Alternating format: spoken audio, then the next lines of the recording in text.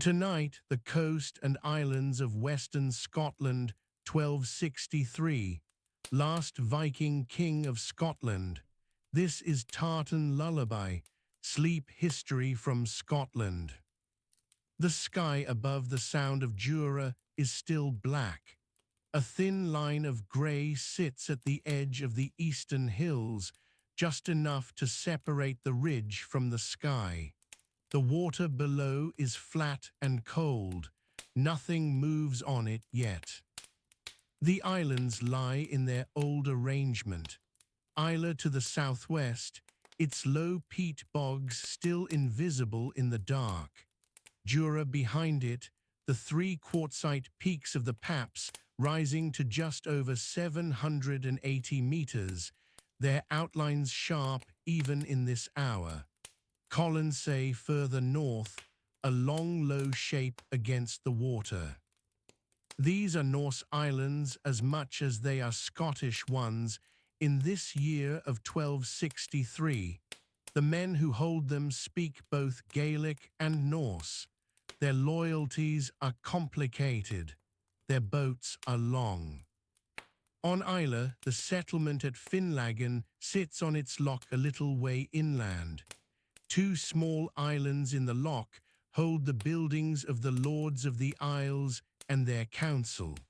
The wooden structures there are dark and still at this hour. A dog barks once from somewhere near the water's edge and then stops.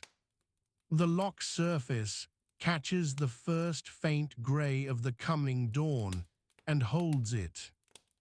The shore of Kintyre stretches down to the south. The peninsula is narrow here, barely 2 miles of land separating the west coast from Kilbrannan Sound on the east.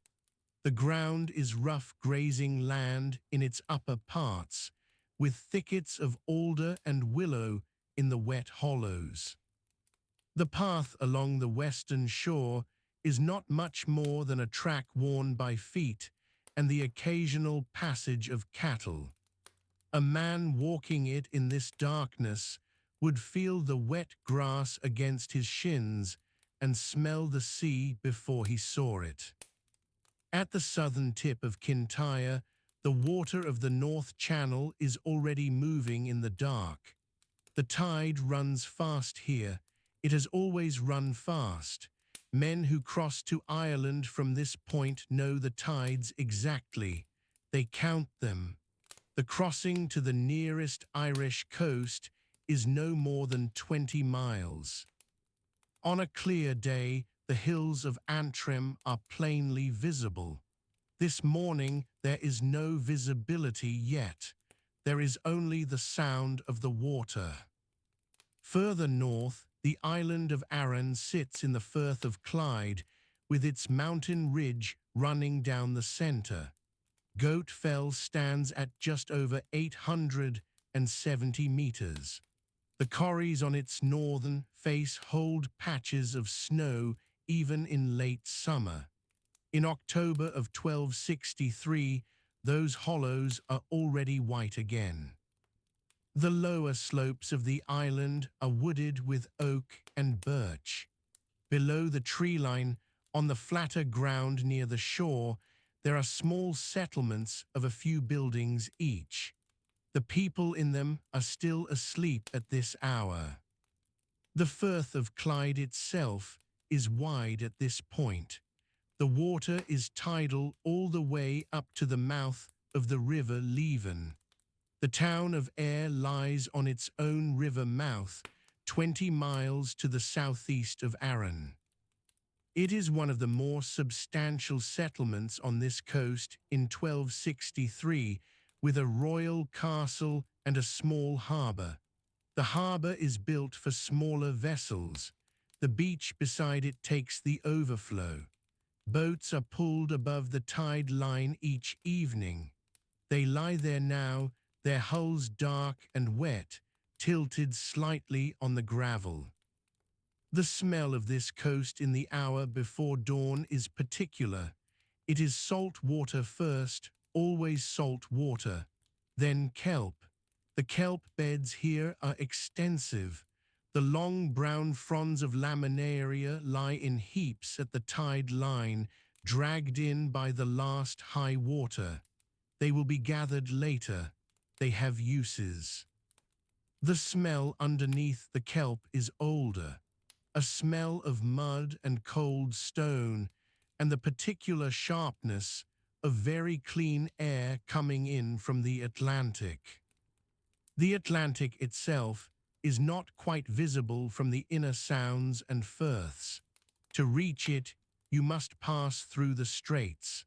The Strait of Corryvreckan lies between Jura and Scarba. The whirlpool there is formed by the tidal flood meeting an underwater pinnacle that rises from a depth of 70 meters to within 29 meters of the surface. In strong conditions, the sound it makes carries a great distance.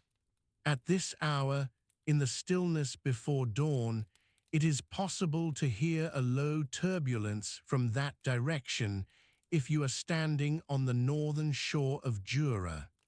The men who live near it do not find it remarkable. It is simply part of the background of their lives. Scarba is largely uninhabited in this period. Its interior is steep and wet. The grazing on its lower ground is poor. Men land on it occasionally to collect driftwood or to shelter from sudden weather. Otherwise, it sits in the grey water between Jura and the mainland, and no one asks very much of it. The mainland coast opposite these islands is deeply cut. Loch Cranish runs northeast for about 5 miles. Loch Melfort opens to its north, then Loch Feechan, and then the wider mouth of Loch Etive, which reaches far inland past Bonor and up toward the foot of Glen Etive. The head of Loch Etive in October of 1263 is already cold by afternoon and freezing hard by night. The birch trees on the valley sides have dropped most of their leaves. The floor of the glen is wet. The deer have come down from the high ground and are grazing the lower meadows in the dark. At the mouth of Loch Etive, the tidal falls at Cannell are another place where the water behaves with unusual energy. The ebb tide drops over a rock sill and produces a rush of white water that is audible at some distance. The name will come later. In 1263, the people who live near it have their own Gaelic word for it. They do not write it down. It is spoken.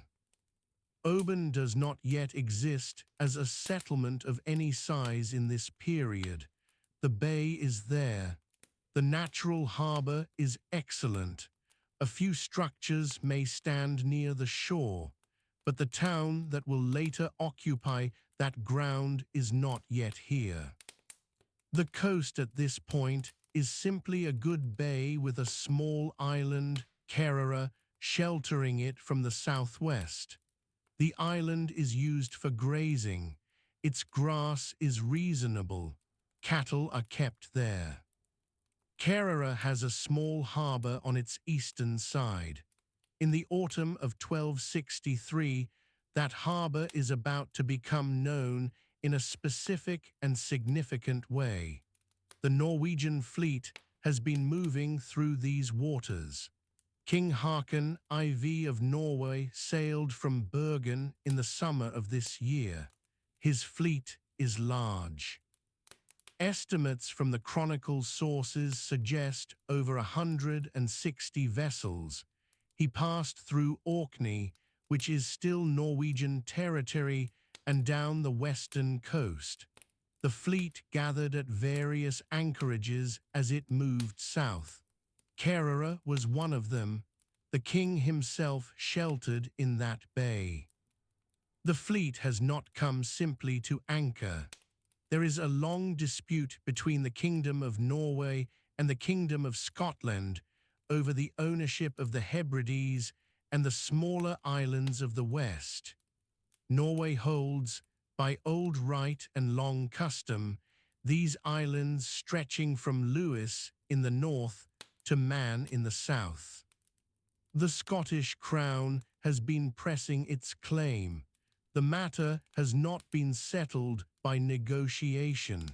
Haakon has come to settle it otherwise. But that context lies behind what is visible from the shore at this hour.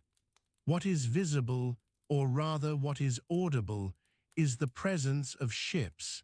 Many ships, anchored in the sounds and bays, their crews asleep below decks or under awnings rigged between the oar ports.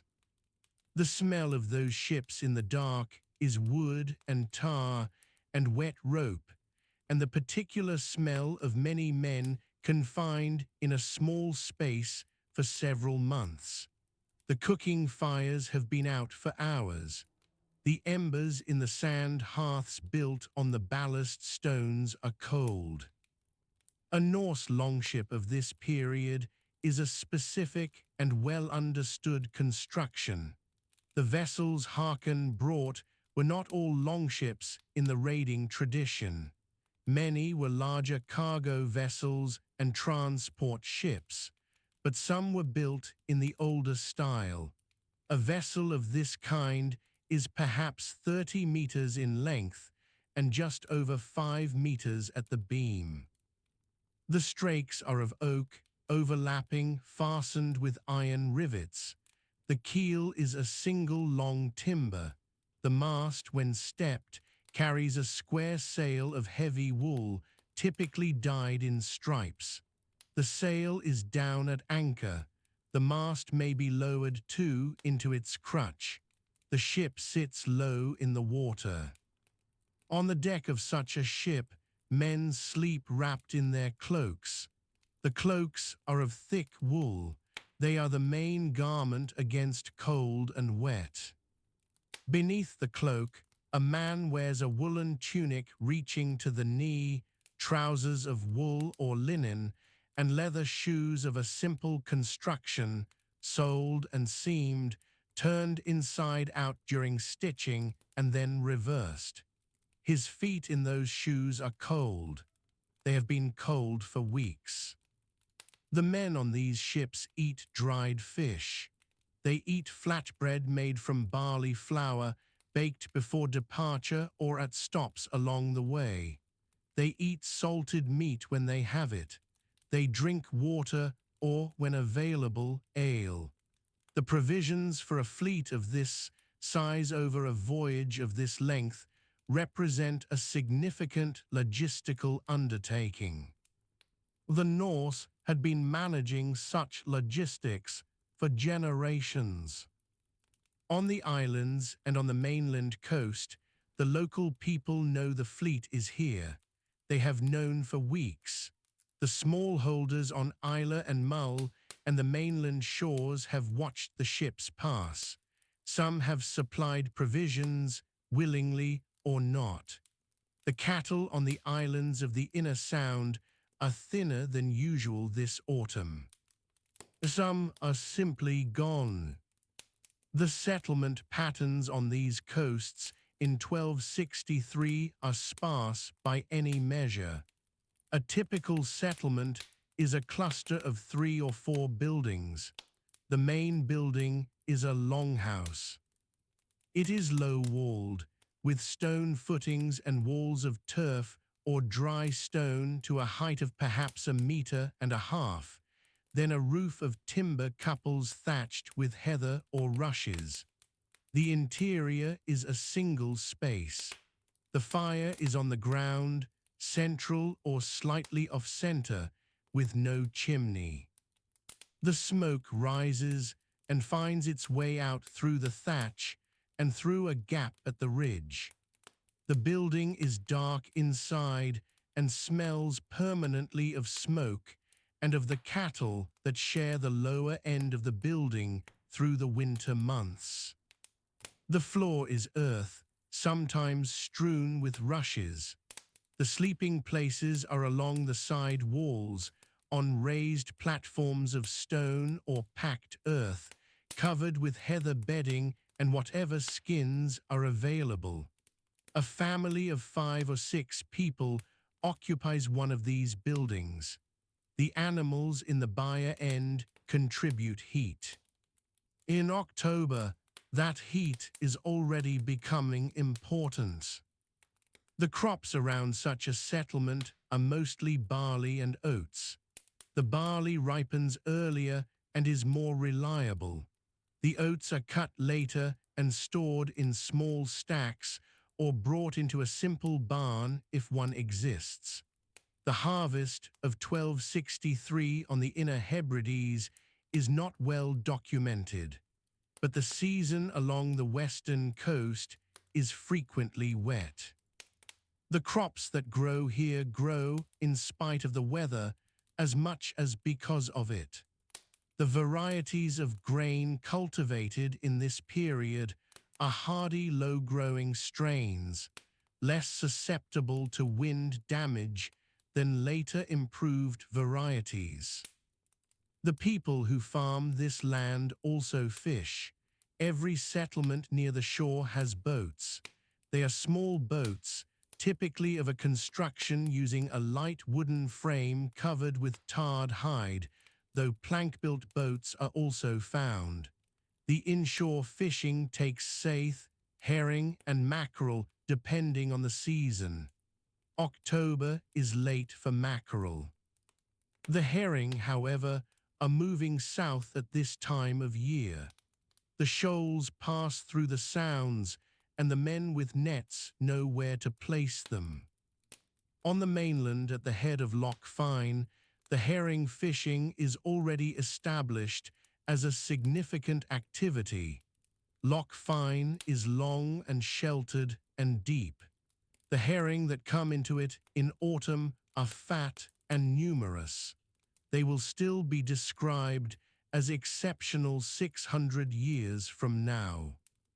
In 1263, the men who net them here carry the catch ashore in baskets and either eat the fish fresh or split and salt them for storage. Salt is valuable. It comes from coastal salt pans where these exist, or it is traded. The trade in salt along this coast moves by water. Everything moves by water on this coast. The roads, where they exist at all, are tracks. They serve local movement. They connect one township to the next. For anything beyond that, the sea is faster and easier. A man in 1263 who lives on the shore of Loch Fyne thinks of Inverary not as a point on a road, but as a point on the loch. He approaches it by boat. He leaves it by boat. The boat is as ordinary to him as walking is. In the hour before dawn, those boats are pulled above the tide line or held at simple wooden jetties by short lengths of rope. The ropes are of twisted plant fiber, hemp or heather root or twisted hide. They creak very slightly as the boats move against them in the small swell. The sound is regular. It has been regular all night. The man who owns the boat does not hear it. He is asleep in the building above the shore, under his wool cloak, waiting for the grey to grow in the east and the working day to find him. The grey is growing now. The ridge of Arran to the east is becoming visible. The paps of Jura to the southwest are catching the first faint increase in. The light comes slowly over the Firth of Lorne. It begins as a pale grey line above the hills of Lorne, and it spreads without hurry across the water.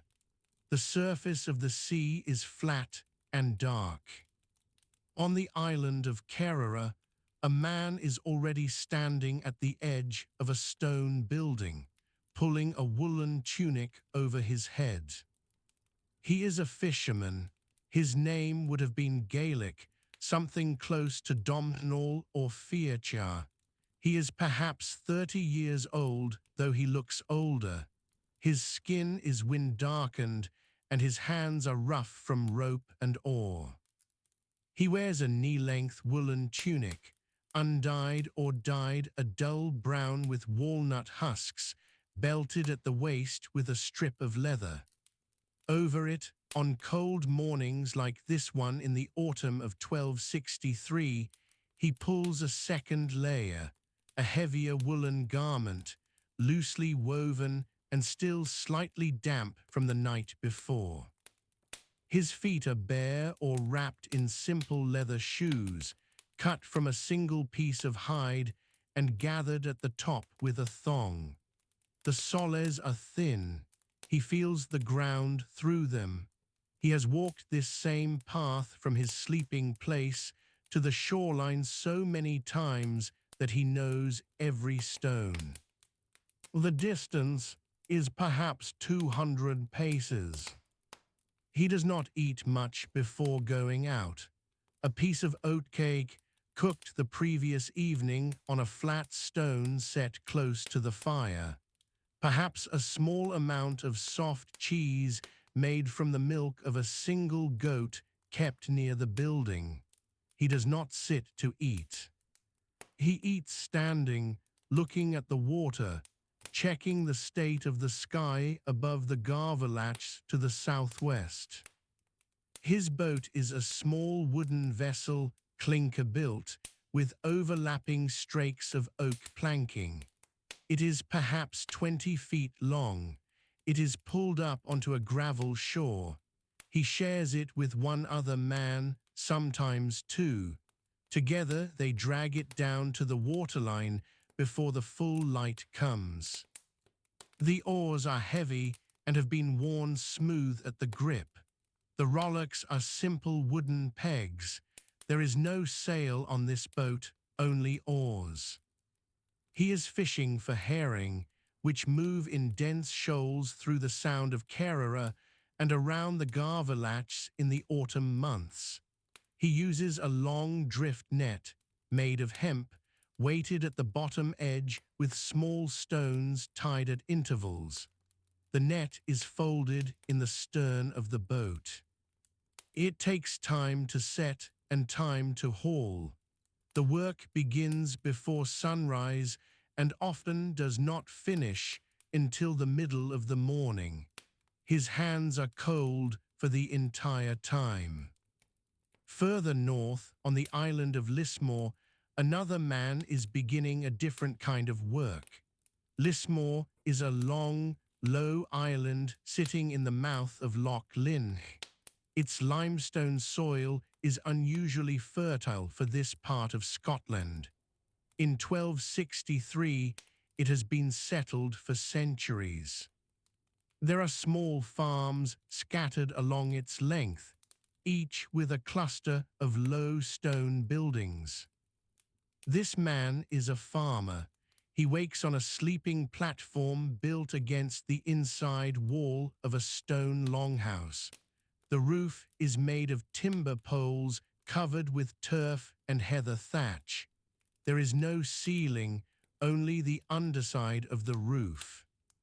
The smoke from the central hearth has blackened the thatch from the inside, and it hangs in the roof space on cold mornings. He sleeps alongside his wife and two children. At the far end of the longhouse, separated by a low stone partition, there are cattle, 3 or 4 of them. Their body heat is not nothing. He rises before full light. He wears a long linen shirt beneath his woolen tunic. The linen is coarse, woven on a vertical loom kept inside the house during winter. His tunic is belted. He wears woolen leg wrappings, strips of cloth wound from ankle to knee and tied in place. His shoes are of the same simple cut as the fisherman's, but slightly thicker at the sole, because he walks farther on harder ground. Before he leaves, His wife has set a clay pot near the edge of the fire. It contains a porridge made from ground barley, not oats, because the soil on Lismore in this period grew more barley than oats. The porridge is thick and unsalted, or salted only a little with sea salt that has been gathered by evaporation from rock pools on the island's eastern shore. He eats it from a wooden bowl using a wooden spoon. The bowl has been made by someone else, a craftsman in the nearest settlement, probably on the mainland near a pin. His work this morning is the harvest. In the autumn of 1263, the barley on Lismore is being cut. He uses a short iron sickle, the blade forged by a smith working somewhere in Argyll, probably in Verray or the area around Loch Orr. The iron is not refined to any great quality, but it holds an edge well enough to cut through dry barley stalks. He sharpens it with a small piece of whetstone carried in the fold of his belt. He walks perhaps a quarter of a mile from the longhouse to the strip of cultivated ground he tends. The fields in 1263 are not enclosed by walls or hedges. They are open strips of worked ground, separated from the next man's strips by a low ridge of unploughed earth called a balk. The system is ancient and well understood. Each family works its own strips.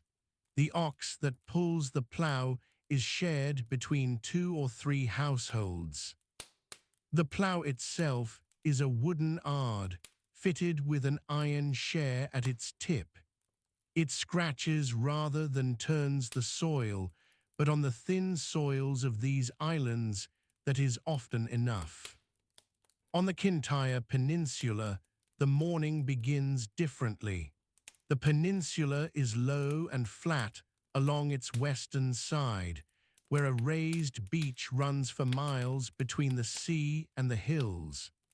In 1263, there are settlements at intervals along this western coast. One of them is near the shore at what is now Machrihanish, though in 1263 there is no village there by any name we would recognize. A woman is working inside a stone building near this shore. She is a weaver. She works on a vertical warp-weighted loom built against the interior wall. The loom is perhaps 5 feet wide. The warp threads hang down from a wooden beam and are held taut by small clay weights at their lower ends. She passes the weft thread across by hand, row by row. The cloth she is making is a plain tabby weave, undyed, in natural sheep's wool that has been cleaned and combed, but not bleached. She has been working since the very first light came through the low doorway.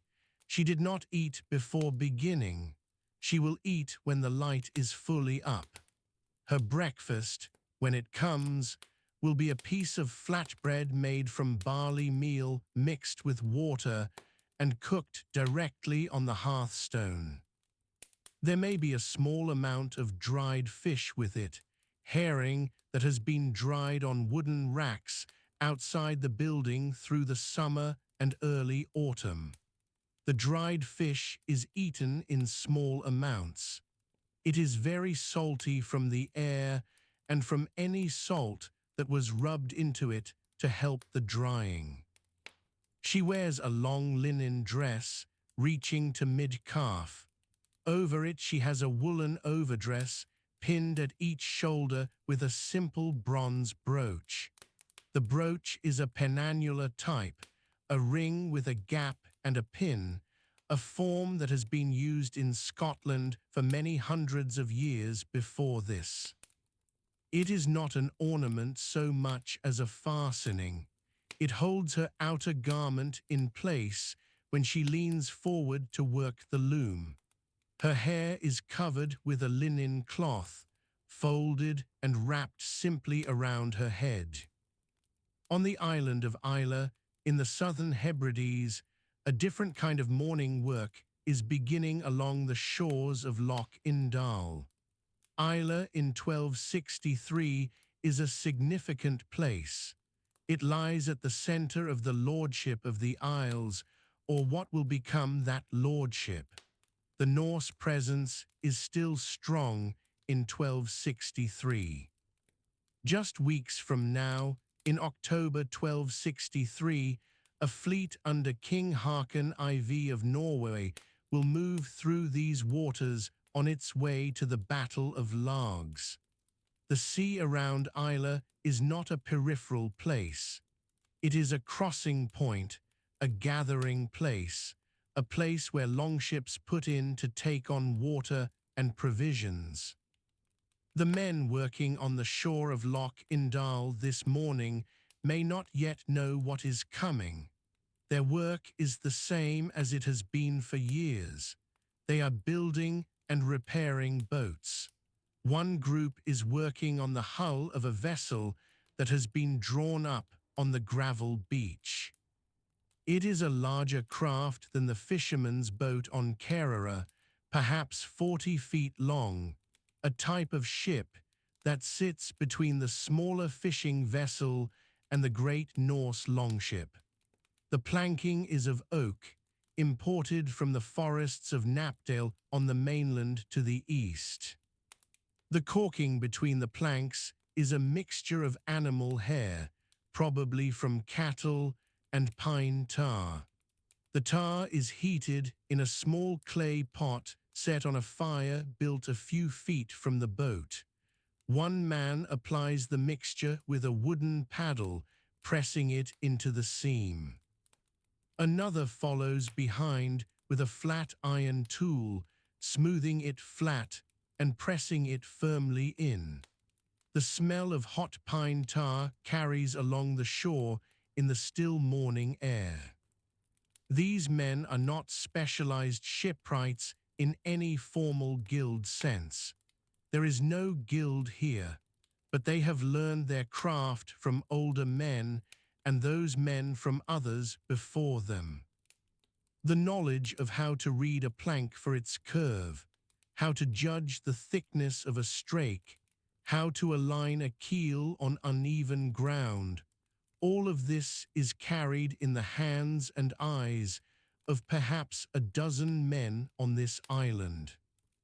Their tools are iron axes, adzes, and augers for drilling holes. The adze is the most important tool for shaping planks. A man working with an adze holds the handle in both hands and swings the curved blade downward at a low angle, taking thin shavings from the face of a plank laid flat on the ground. He works with great control. The noise of the adze on oak is a rhythmic, hollow sound. It carries some distance on a quiet morning. Further inland on Isla, in the area around the present-day village of Bowmore, though no such village existed in 1263, there are settlements among the low hills. One of them has a small mill.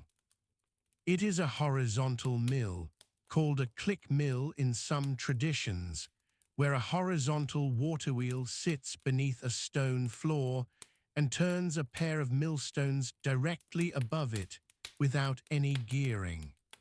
The wheel is fed by a wooden sluice directing water from a small burn that runs down from the hills to the east. The miller is a man of some standing in the settlement. He does not grow the grain himself.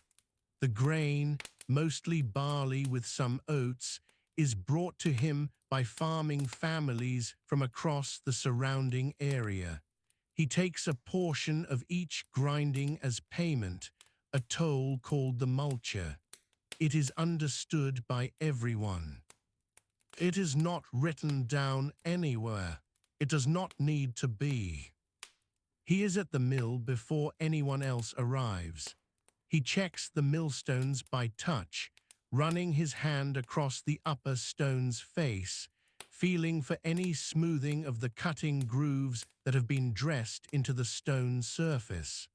When those grooves wear smooth, the mill grinds poorly, producing a hot, sticky flour instead of a clean, dry meal.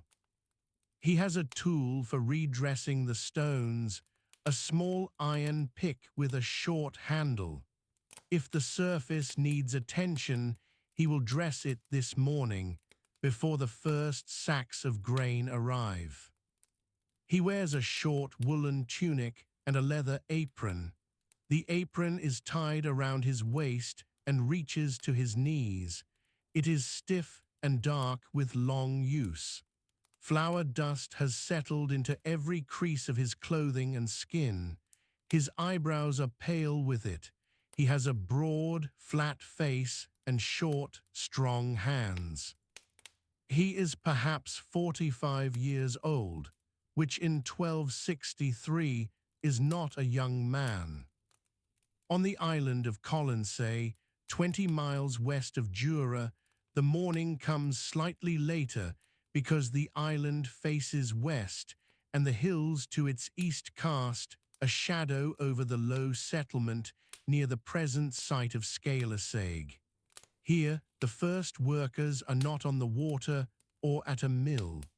They are tending cattle. The cattle on Colonsay in this period are small, dark, and hardy. They are kept on the Machia, the low, fertile grassland behind the western beach, during the summer. By the middle of October, they are being moved back toward the settlement, closer to the longhouses where they will spend the winter. The herding this morning is the work of a young man, perhaps 15 or 16 years old. He carries a long wooden staff, not a crook, but a plain straight pole of ash. He walks behind the cattle, keeping them moving along a track worn pale through the grass. His shoes have already been soaked through in the wet grass. The dew is heavy this morning on Colonsay. His feet are cold, and he does not stop to think about them. He has walked this way every morning for 3 years, and he will walk it again tomorrow. The cattle move at their own pace, and he matches it, and the pale light comes up slowly behind. The morning light comes in flat and grey off the firth of lawn. It falls across the shingle at Oban Bay without warmth. The water is still, and the kelp along the tide line lies dark and wet from the night. The boats are already out. They left before first light, as they do in late summer when the herring run close to shore. The men who crew them number 3 or 4 to a vessel. The vessels themselves are small, clinker-built, with overlapping strakes of oak nailed tight with iron rivets. Each boat sits low in the water. The hull is perhaps 20 feet from stem to stern. The nets used in 1263 are drift nets. They are made from hemp, spun and knotted by hand over many hours through the winter months. A single net might measure 60 feet in length. Cork floats are threaded along the top edge. Stones, smoothed from the beach, weigh the bottom edge down. The net hangs in the water like a curtain, invisible to the fish moving beneath the surface. The men set the nets in the evening and return in the early morning to haul them. The hauling is done by hand, arm over arm, the wet hemp dragging against calloused palms. The net comes in heavy when the catch is good. The herring are small and silver, and they catch the weak morning light as they come over the gunwale. They fall into the bilge of the boat in their hundreds, twitching and still. The sound of the work is mostly the sound of water, the creak of the oarlocks, the slap of the hull against a small swell. The men do not speak much. Each one knows what the others are doing. The rhythm is set by the weight of the net and the pace of the man hauling opposite. Back on shore, the women are waiting. The strand at Oban in this period is not a built quay, but a natural beach, shingle above the tide line and soft sand below. The boats are pulled up by the bow, dragged clear of the water on wooden rollers if the catch is heavy. The gutting begins almost at once. The gutting knife is short and curved. It has a wooden handle worn smooth. A single stroke opens the belly. The guts are taken out with 2 fingers and dropped into a wooden bucket. The head comes off with a second cut. The gutted fish goes into a barrel. The process takes only a few seconds per fish, but there are many hundreds of fish, and the work continues for most of the morning. Salt is the preserving agent.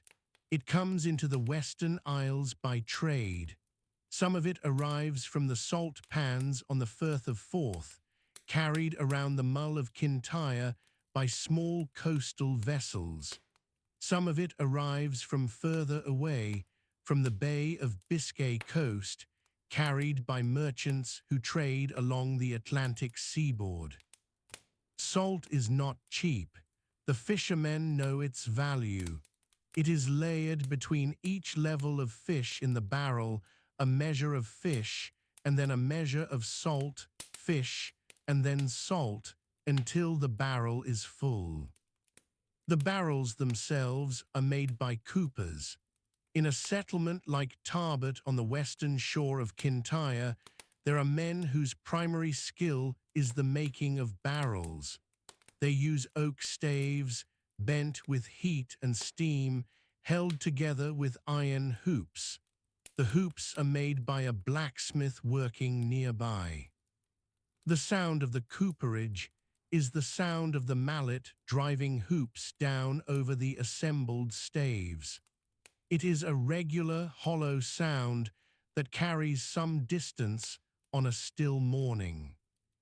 Tarbet sits at the neck of land between West Loch Tarbet and the Sea Loch that opens into the Kilbrannan Sound. It is one of the most important small harbours on this coast in the 13th century. Boats come and go from it regularly. The beach there is long enough to haul out several vessels at once. The smell of tar is constant. The boats are retarred on the bottom each season to keep the wood from soaking through. Across the water, on the island of Islay, the situation is similar, but the trade has a second component. The farmland on the Rhines of Islay, the Western Peninsula, produces barley. It has done so for many centuries. The soil there is thin but workable.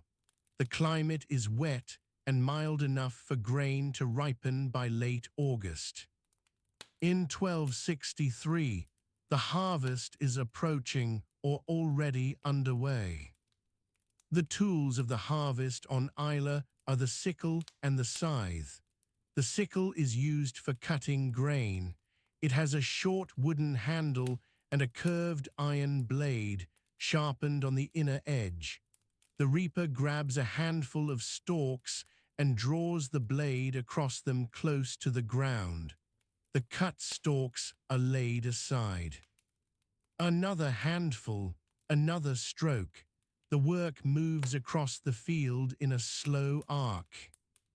A team of reapers might move across a strip field over the course of a full day. The fields on the Rhines are divided into narrow strips, each one allocated to a family or a household.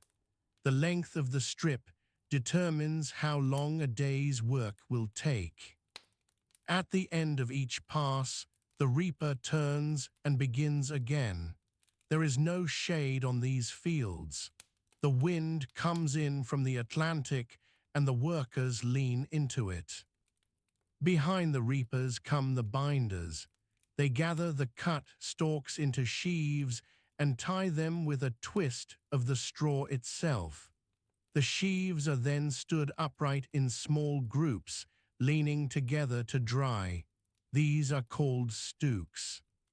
A field full of stooks at the end of a harvest day is a regular sight across this coast and across the islands in late August and early September.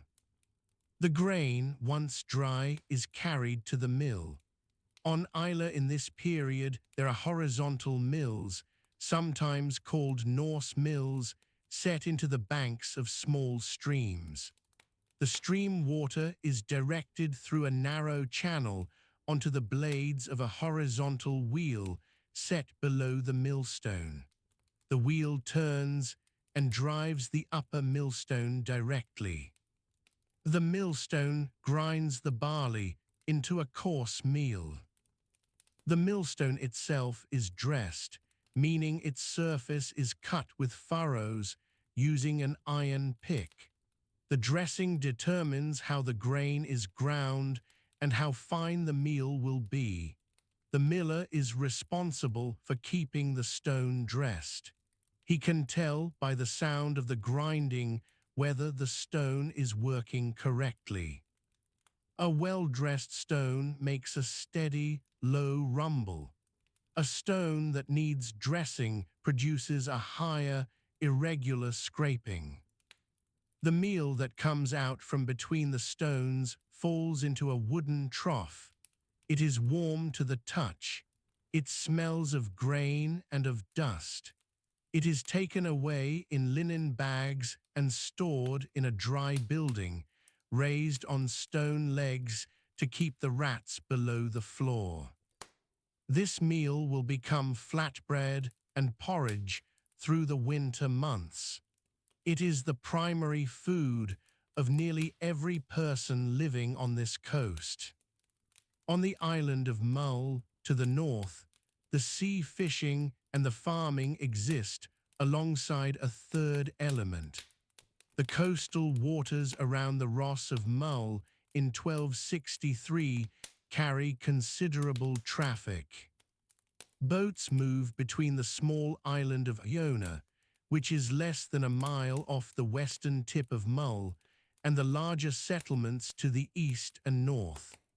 The Benedictine Abbey on Iona, established in 1203, has a community of monks, and it requires supplies. Stone, timber, grain, fish, and animal hides all pass through the Sound. The Sound of Iona is narrow.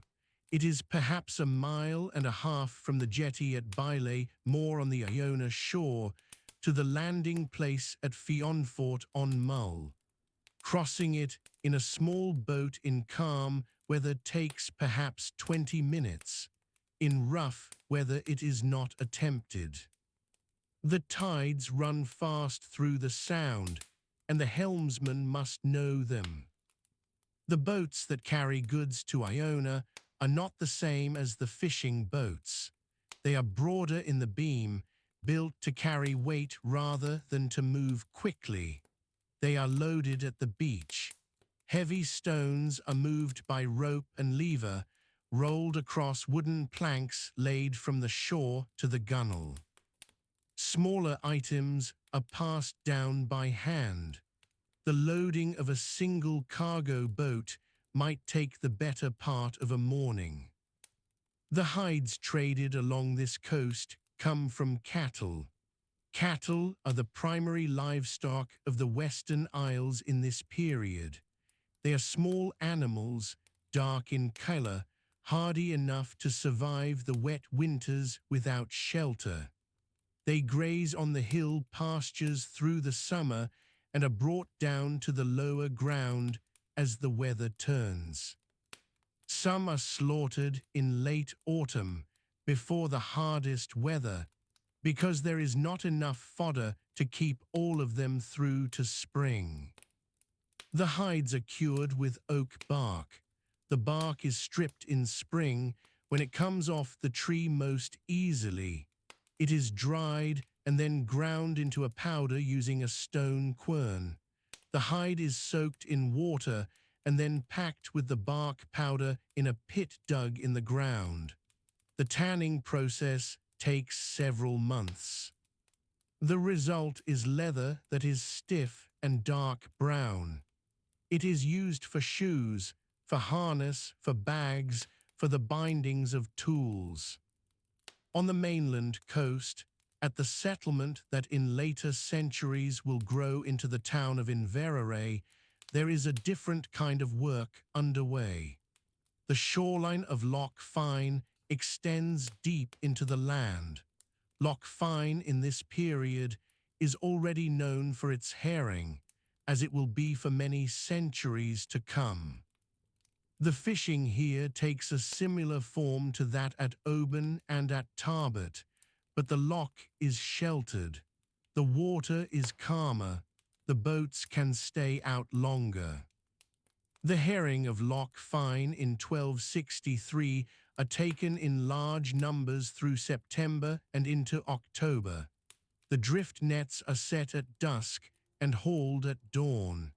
The catch is sometimes large enough to fill a boat to the thwarts.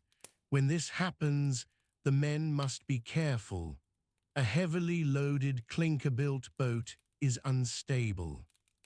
One man sits still, while another bails water that has come in over the side with the weight of the catch.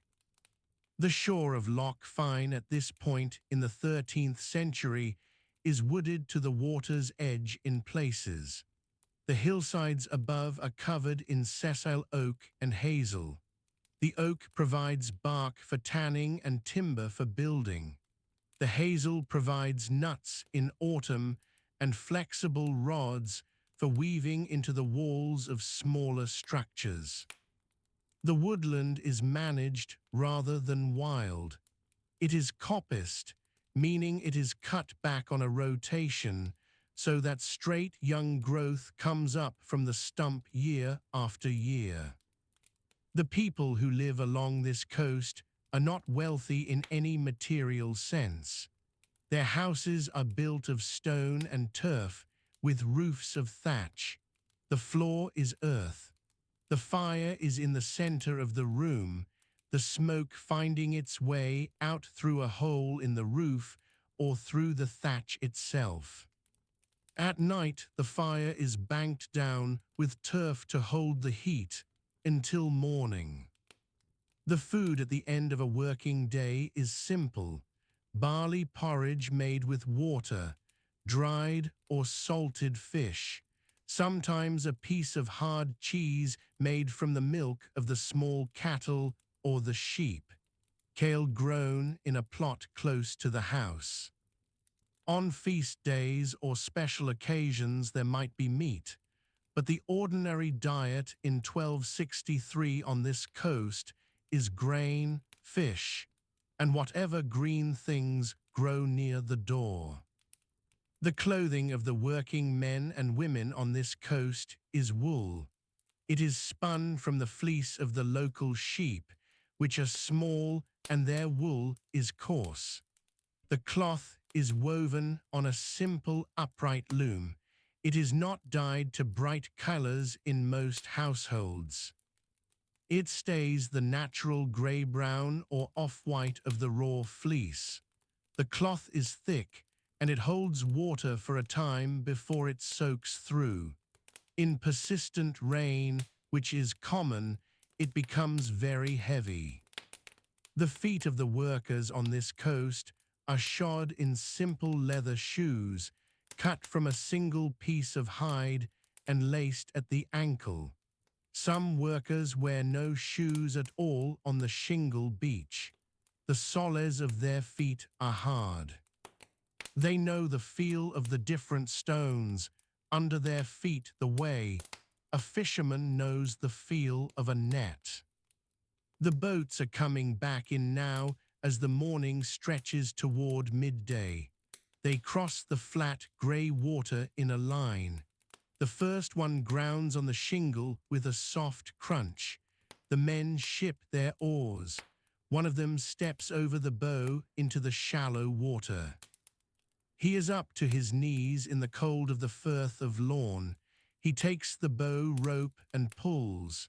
The boat comes up out of the water inch by inch until its keel rests clear of the tide. The barrels are waiting. The salt is ready. The gutting knives are sharp. The work of the shore begins again and will continue until the light goes and the tide turns, and the nets must be set once more before dark. The fire had been banked low for the night. It sat in a shallow pit near the center of the floor, on a flat stone hearth no larger than a man's outstretched arms. The smoke rose slowly and found its way out through a hole in the thatch above, or tried to. On still nights, it did not always manage it. The interior of a house on the western coast in 1263 was almost always smoky, and the eyes of the people who lived there had long since adjusted to it. The house itself was low. The walls were built of dry stone, stacked without mortar, sometimes 2 feet thick at the base. The outer face of the wall was rough. The inner face was smoother, fitted more carefully, though gaps remained and wind moved through them on exposed headlands.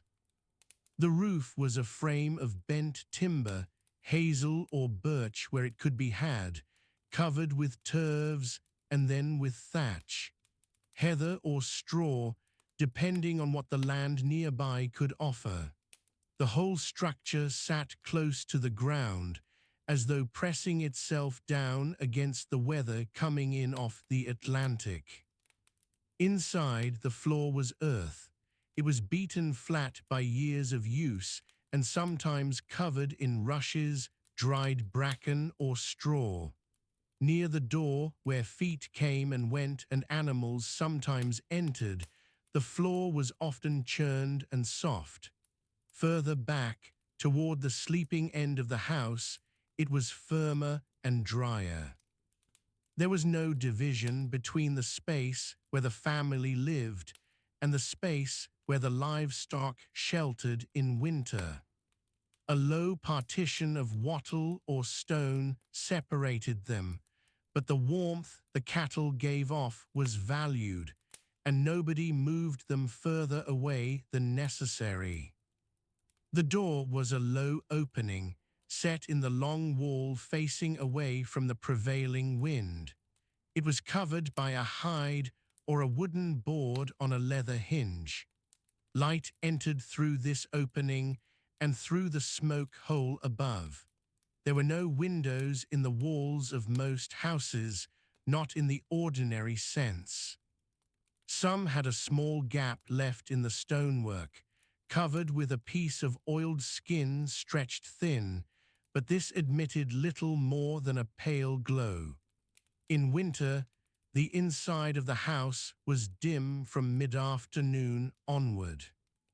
The furniture was sparse and it was low. There were no chairs with high backs. People sat on flat stones placed near the fire or on wooden stools.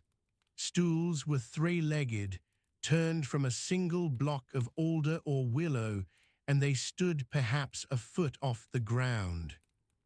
Along the inner wall, opposite the door, there was usually a sleeping platform.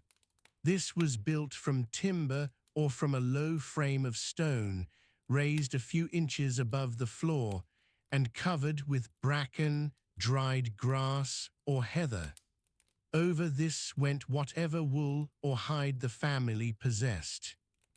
A sheepskin, a woven blanket of coarse wool, sometimes a piece of rough linen, if the household was fortunate enough to have it.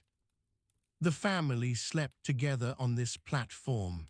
A man and his wife, their children, and perhaps an elderly parent or a servant or a young relative learning a trade.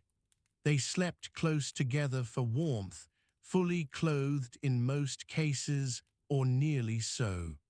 A woolen tunic over a linen shirt, where linen was available.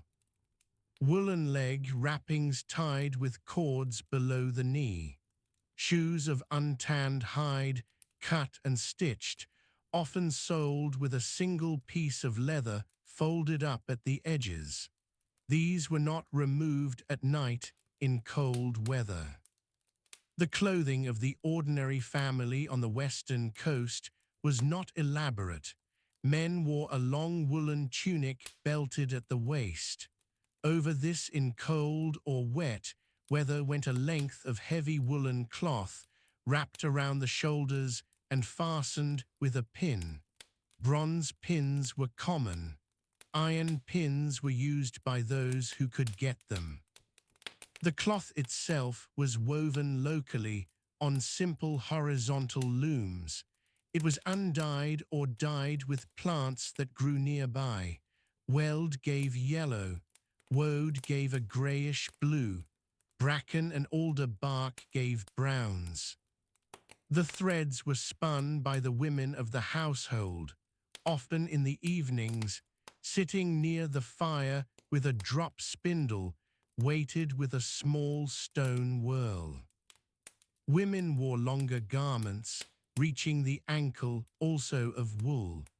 Over this, a shorter overdress, pinned at the shoulders.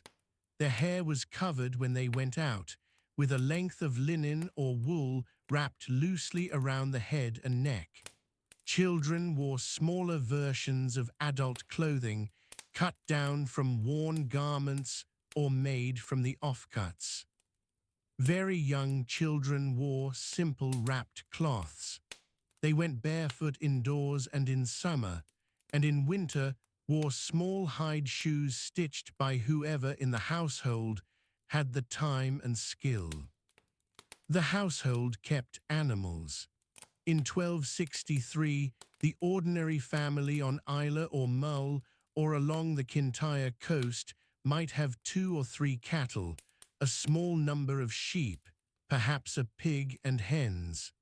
The cattle were small and hardy, the kind that could survive a winter on poor grazing. They gave milk from spring through early autumn, and this milk was central to what the family ate. Fresh milk was drunk, but more of it was turned into butter and into a soft cheese that could be stored for a few weeks, or into a kind of soured, thick milk kept in a wooden vessel near the back of the house. The dairy work was done by the women of the household. Butter was churned in a tall wooden vessel, narrow at the top, worked with a wooden plunger. The butter was salted and pressed into wooden containers, sometimes traded or given in rent. Cheese was made in small rounds, pressed under a flat stone.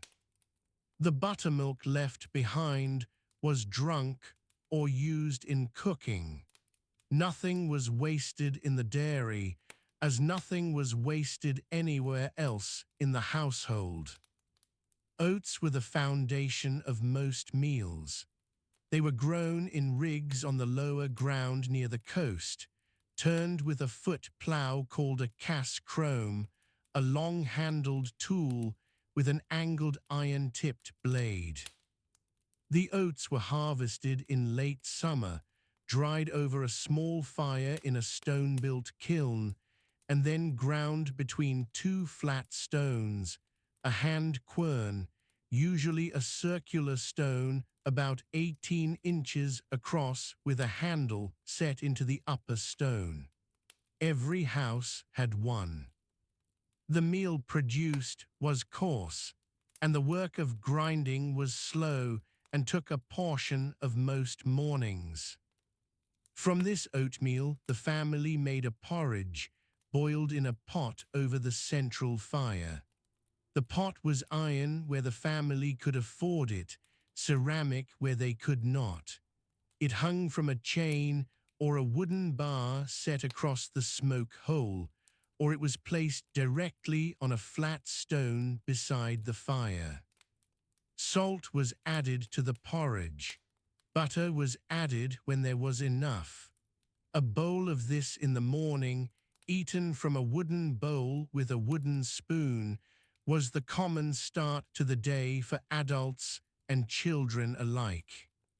Bread was made from oat flour mixed with water and a little butter or fat, shaped into flat rounds and baked on a flat stone set at the edge of the fire. This was not leavened bread. It was hard, dense, and it kept for several days. It was eaten at the midday meal, broken and eaten with whatever else the household had, a little salted fish, a piece of hard cheese, some butter. Fish was important along the coast and among the islands. In 1263, the boats used by ordinary fishing families were small. A four-oared vessel of planked timber, clinker-built, was the standard working boat on the inner Hebrides. Line fishing was common.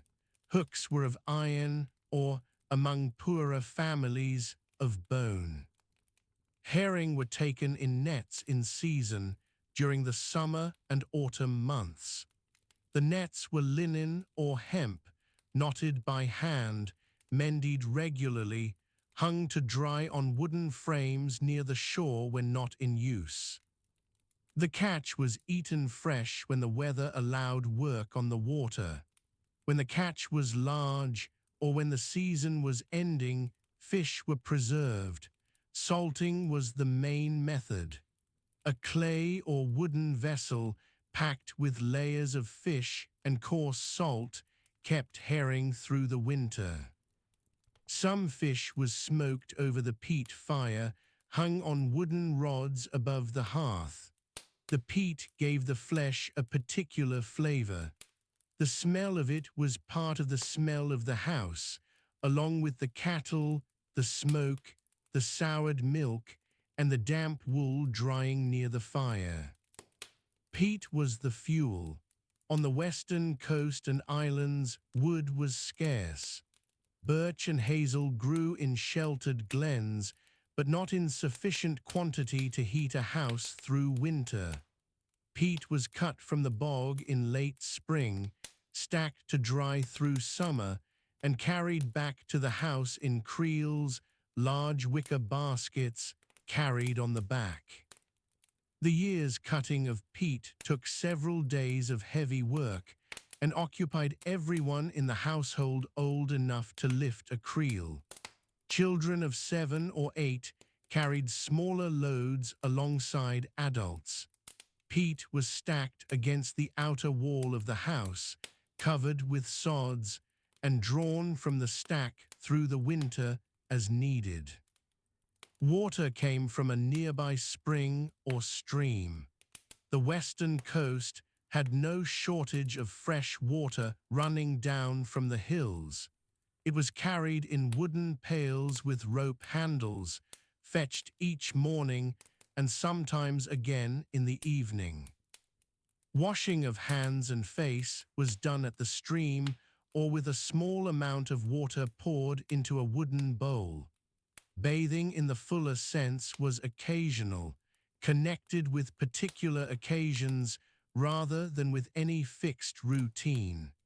Soap of a kind was known, made from animal fat and plant ash, though not every household made it regularly.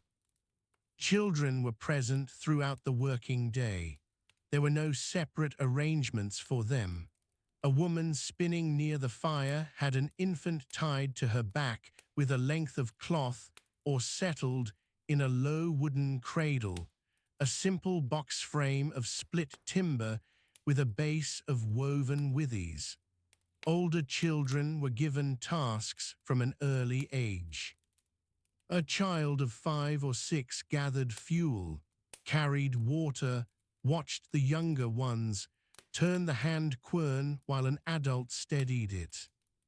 A child of 10 might take the cattle out to the summer grazing, moving them up to the higher ground called the shealing pastures, following a pattern that had been followed on these hills for generations before 1263. The shealings were small stone shelters, little more than a low circular wall with a roof of sods laid over a frame of branches.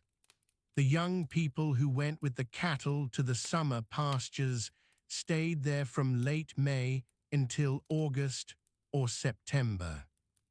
They made butter and cheese from the summer milk, kept it cool in the damp turf walls, and brought it back to the main household when the season ended. This annual movement of the cattle was as regular as the cutting of the peat or the harvest of the oats. It shaped the year as surely as anything else the family did. The household had few objects that were not also tools. A wooden chest, banded with iron if the family had the means, held whatever small valuables existed. A length of cloth, a bronze clasp, a knife with a bone handle. Knives were carried by everyone, men, women, and older children. They were used for everything from preparing food to cutting rope to shaping wood. A good knife was a valued possession. It was sharpened on a flat whetstone, kept in a small pouch or tucked into the belt. Lighting at night came from the fire and from rush lights.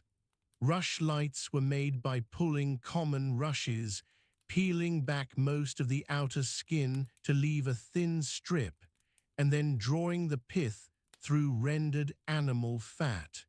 The result burned for 20 minutes to half an hour. Several might be prepared in an evening and set in a small iron clip fixed to a wooden upright near the fire. The light they gave was soft and wavering, enough to see by close up, enough to spin by or to stitch leather or to nurse a child, but not enough to work by at any distance. By the time full dark had settled and the household work was done, the fire was banked again. A large piece of peat was placed over the embers to hold the heat through the night. If the fire went out completely, relighting it from scratch was slow work, done with a fire steel and flint, striking sparks onto dried moss or fungus. Keeping a coal alive overnight mattered. On the west coast in autumn, when the winds came in long and wet from the Atlantic, a cold hearth in the morning was a serious inconvenience. The family on the sleeping platform drew their blankets up. The cattle at the far end of the house breathed slowly in the dark. Outside, the sound of the sea was constant, close, and entirely ordinary to everyone who lived within. The tide goes out slowly along the Sound of Jura in the late evening. The mud flats catch the last of the September light. Somewhere above the tree line, a church bell rings for Compline. In 1263, the western coast of Scotland was not a remote margin. It was a busy corridor. Ships moved along it constantly, carrying people, goods, animals, and news. The communities that lived here faced the sea more than they faced the land. Their lives were organized around water as much as around soil. The church sat at the center of every settled place, not always a large building and not always made of stone. Many of the island parishes in 1263 still held their services in small timber-framed structures or in older buildings of mortared rubble with turf roofing. But the church was present. On Islay, at Kilchoman, and at Kildalton, there were functioning chapels with burial grounds that had been used for generations. The Hebridean parishes were part of the Diocese of the Isles, which answered to the Archbishop of Nidaros in Norway. This mattered. The clergy here were not distant from Rome, but they passed through a different administrative chain. Their prayers, their calendar, their authority all came filtered through that Norse connection. Sunday began before dawn for most families. The morning office was said early. People walked to their parish chapel along tracks of beaten earth that followed the line of the shore or climbed over the low spine of an island. On Colonsay, the walking distance from the northern farms to the chapel site was perhaps 2 miles across open ground. On Mull, the distances were greater. People arrived on foot, occasionally on horseback if they had a horse worth riding. The service itself was in Latin. The congregation stood. There were no pews. The building was small enough that most of the parish could fit inside, though in summer some worshippers stood at the open door or in the yard. After Mass on a Sunday, the rest of the morning belonged to the community rather than the priest. People lingered. Outside a chapel, in the churchyard, or on the flat ground nearby, this was when news passed between households. A man from the north of the island would speak to a man from the south. Women exchanged word of a birth or a sickness.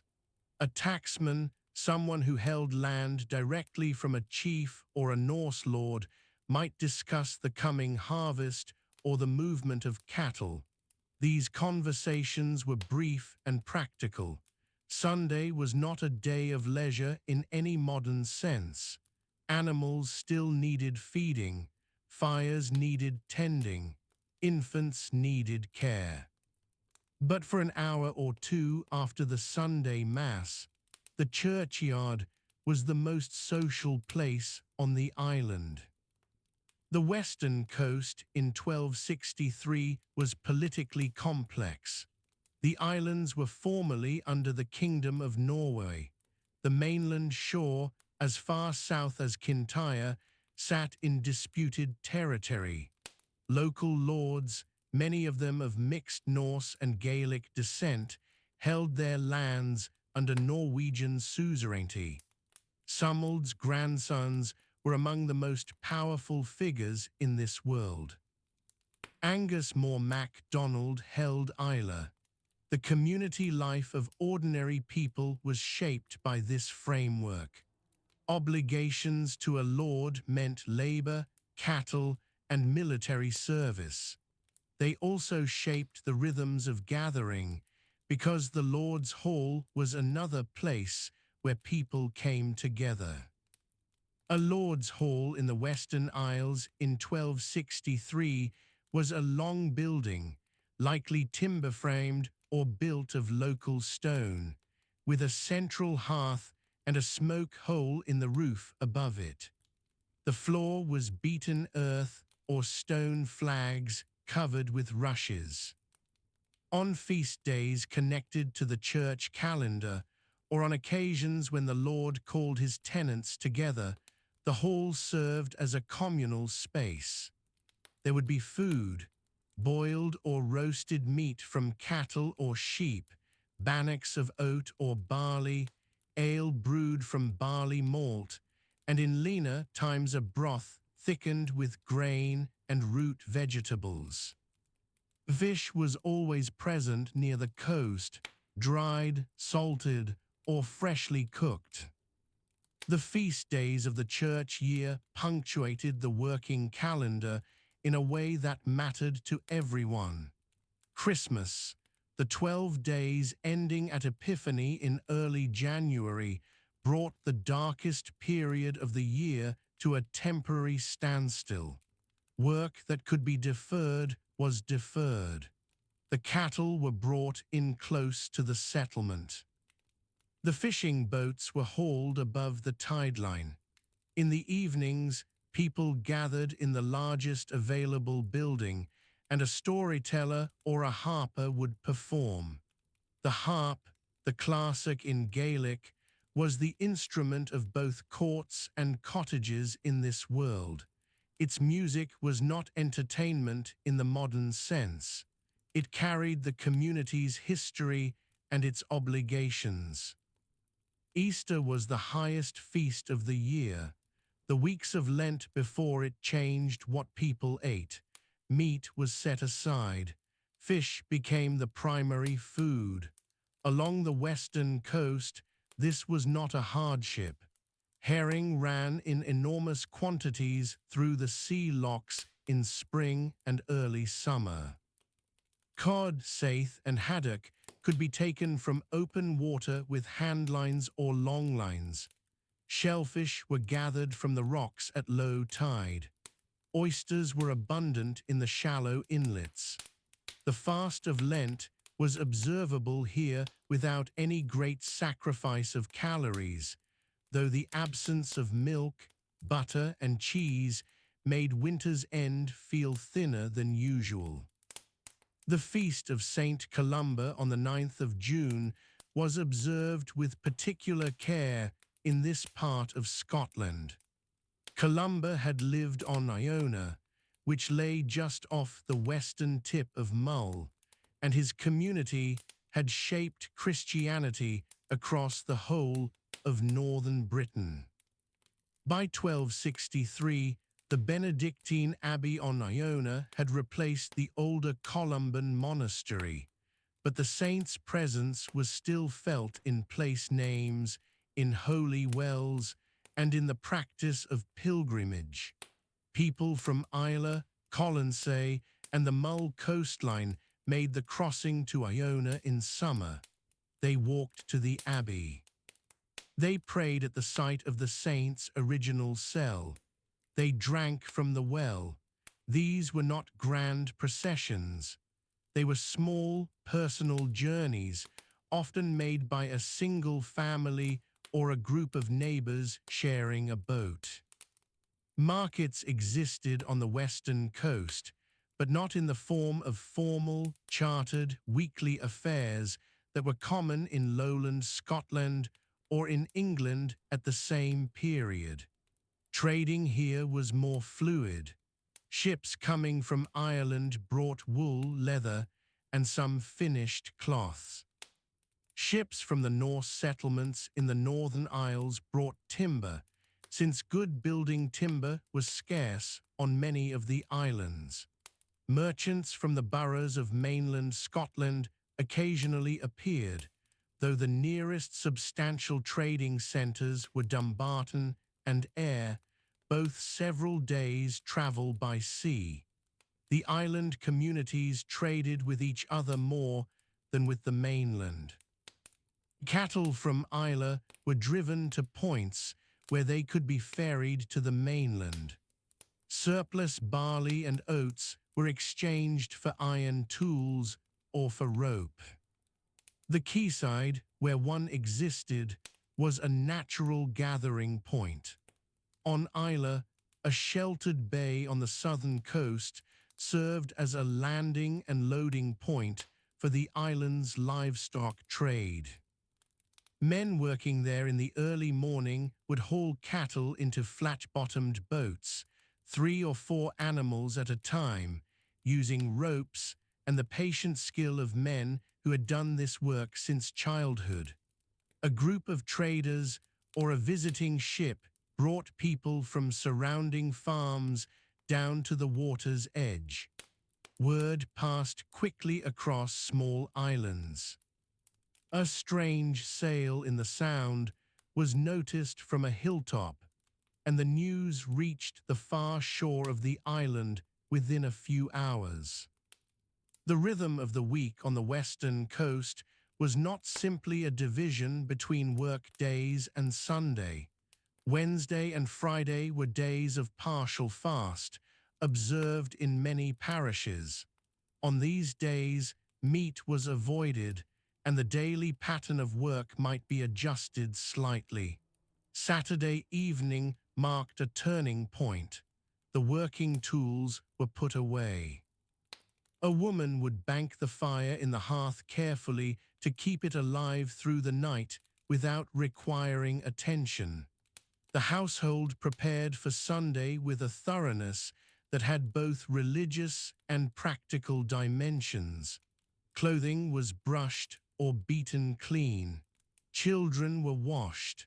The morning's walk to the chapel required being seen by neighbors, and appearance carried meaning. The seasons imposed their own calendar of gathering.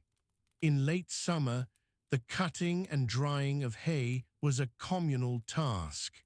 The whole settlement, from the oldest women to the children old enough to carry a swathe, worked together in the meadow or on the low mature ground above the beach.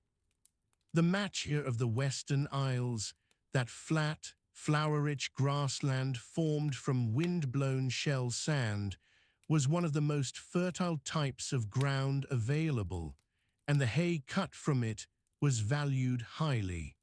Working in the hay brought people together for several days at a time. They ate together in the field at midday.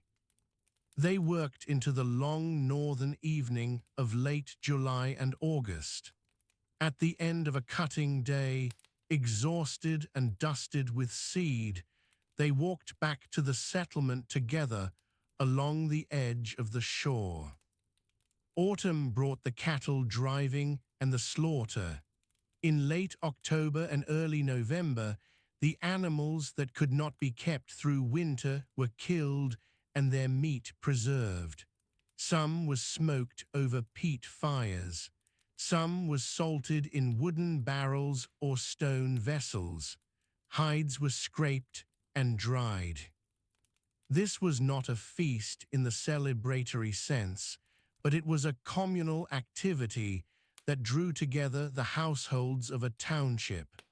The work was too heavy and too messy for one family to manage alone. People came to help, and in return they received a portion of the meat or the rendered fat. This redistribution of labor and of food was the fabric that held the small communities of the coast together. The Feast of All Saints on the 1st of November and the Feast of All Souls on the 2nd were observed with prayer and with attention to the dead. In a world where death in childbirth, death at sea, and death from illness were common events in every family's recent memory, these 2 days carried weight. The prayers said at Mass on those mornings named the recently dead. People stood in the cold chapel and held in mind the faces of those they had lost.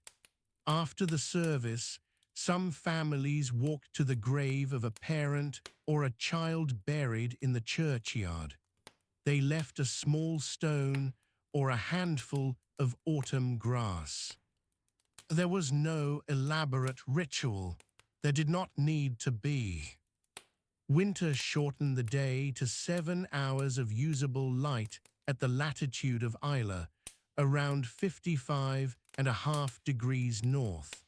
The community drew inward. Fishing continued from the shore and from the mouths of sea locks, but the longer offshore voyages stopped. Cattle stood in the byres that were often directly attached to the dwelling house, their body heat contributing to the warmth of the adjoining room. The smell of animals and peat smoke and damp wool was the smell of winter indoors. In the evenings, women spun wool or repaired clothing by firelight. Men worked on tools. repairing wooden handles, splicing rope, or mending the wickerwork sides of fish creels. The gathering at Christmas time was the longest sustained period of communal indoor life in the year.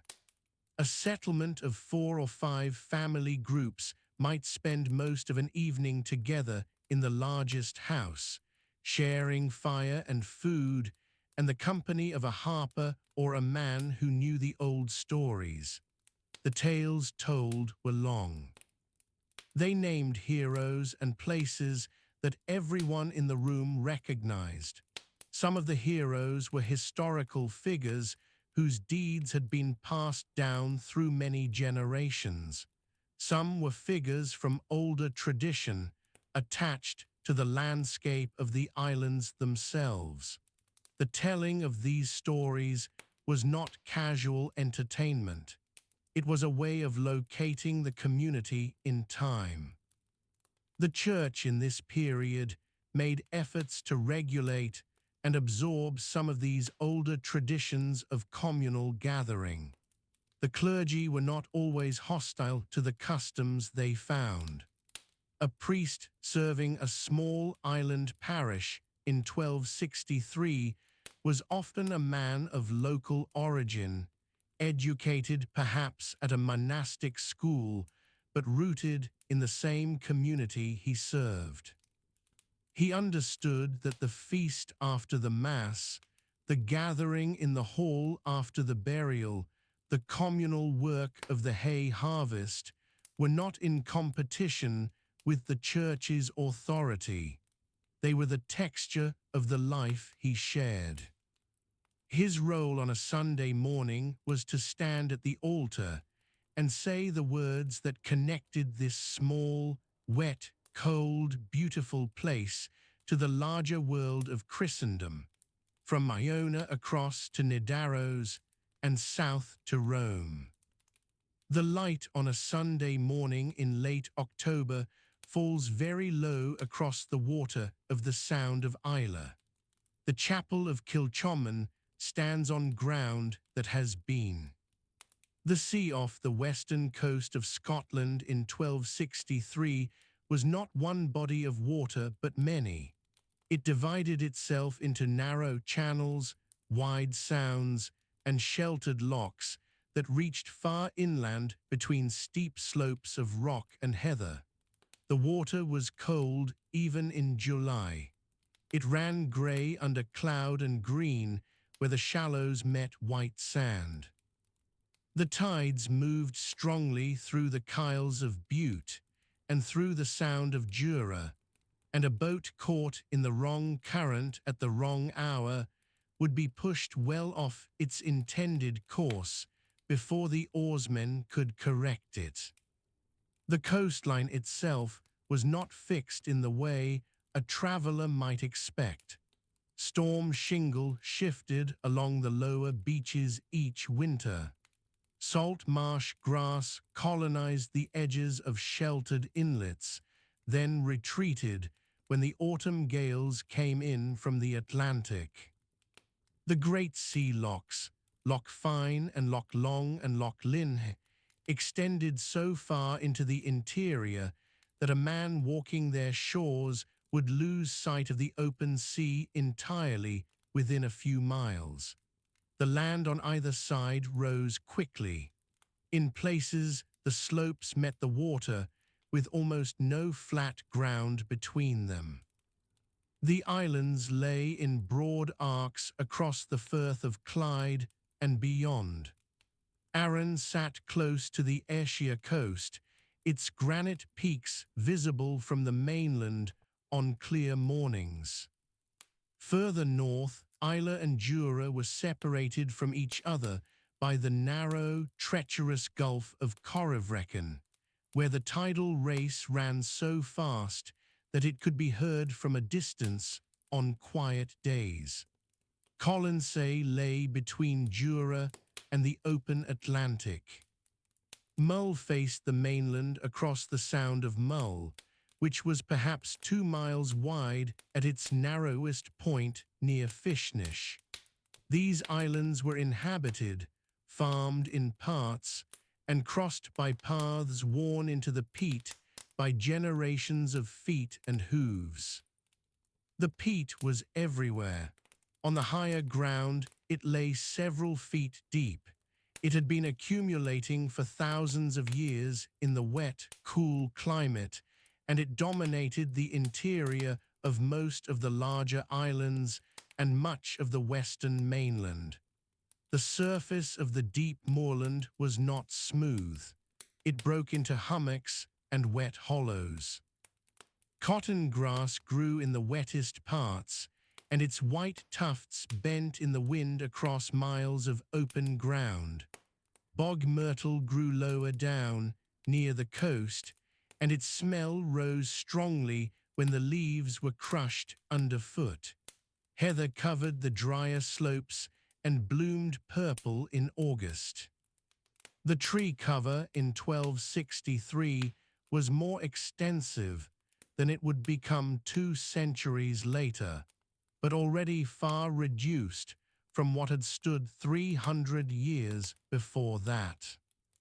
Oak woodland survived in the sheltered glens, particularly along the eastern sides of the larger islands where the slopes faced the mainland and offered some protection from the worst of the Atlantic weather.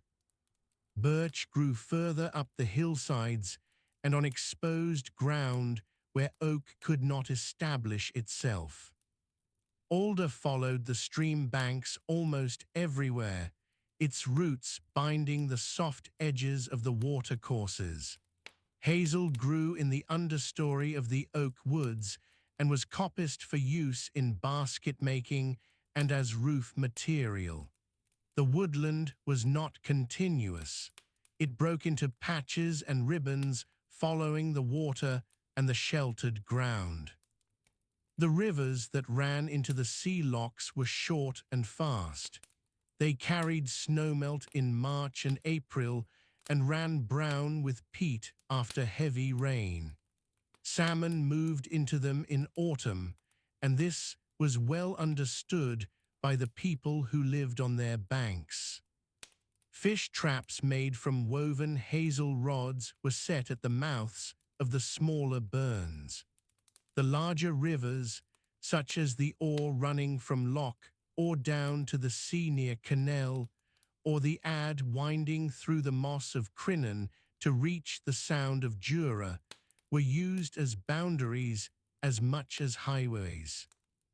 The Ad was navigable by small craft for much of its lower length, and the flat ground around its mouth, the Moyne Hor, was a wide expanse of raised bog that effectively controlled movement between the southern and northern sections of Mid-Argyll.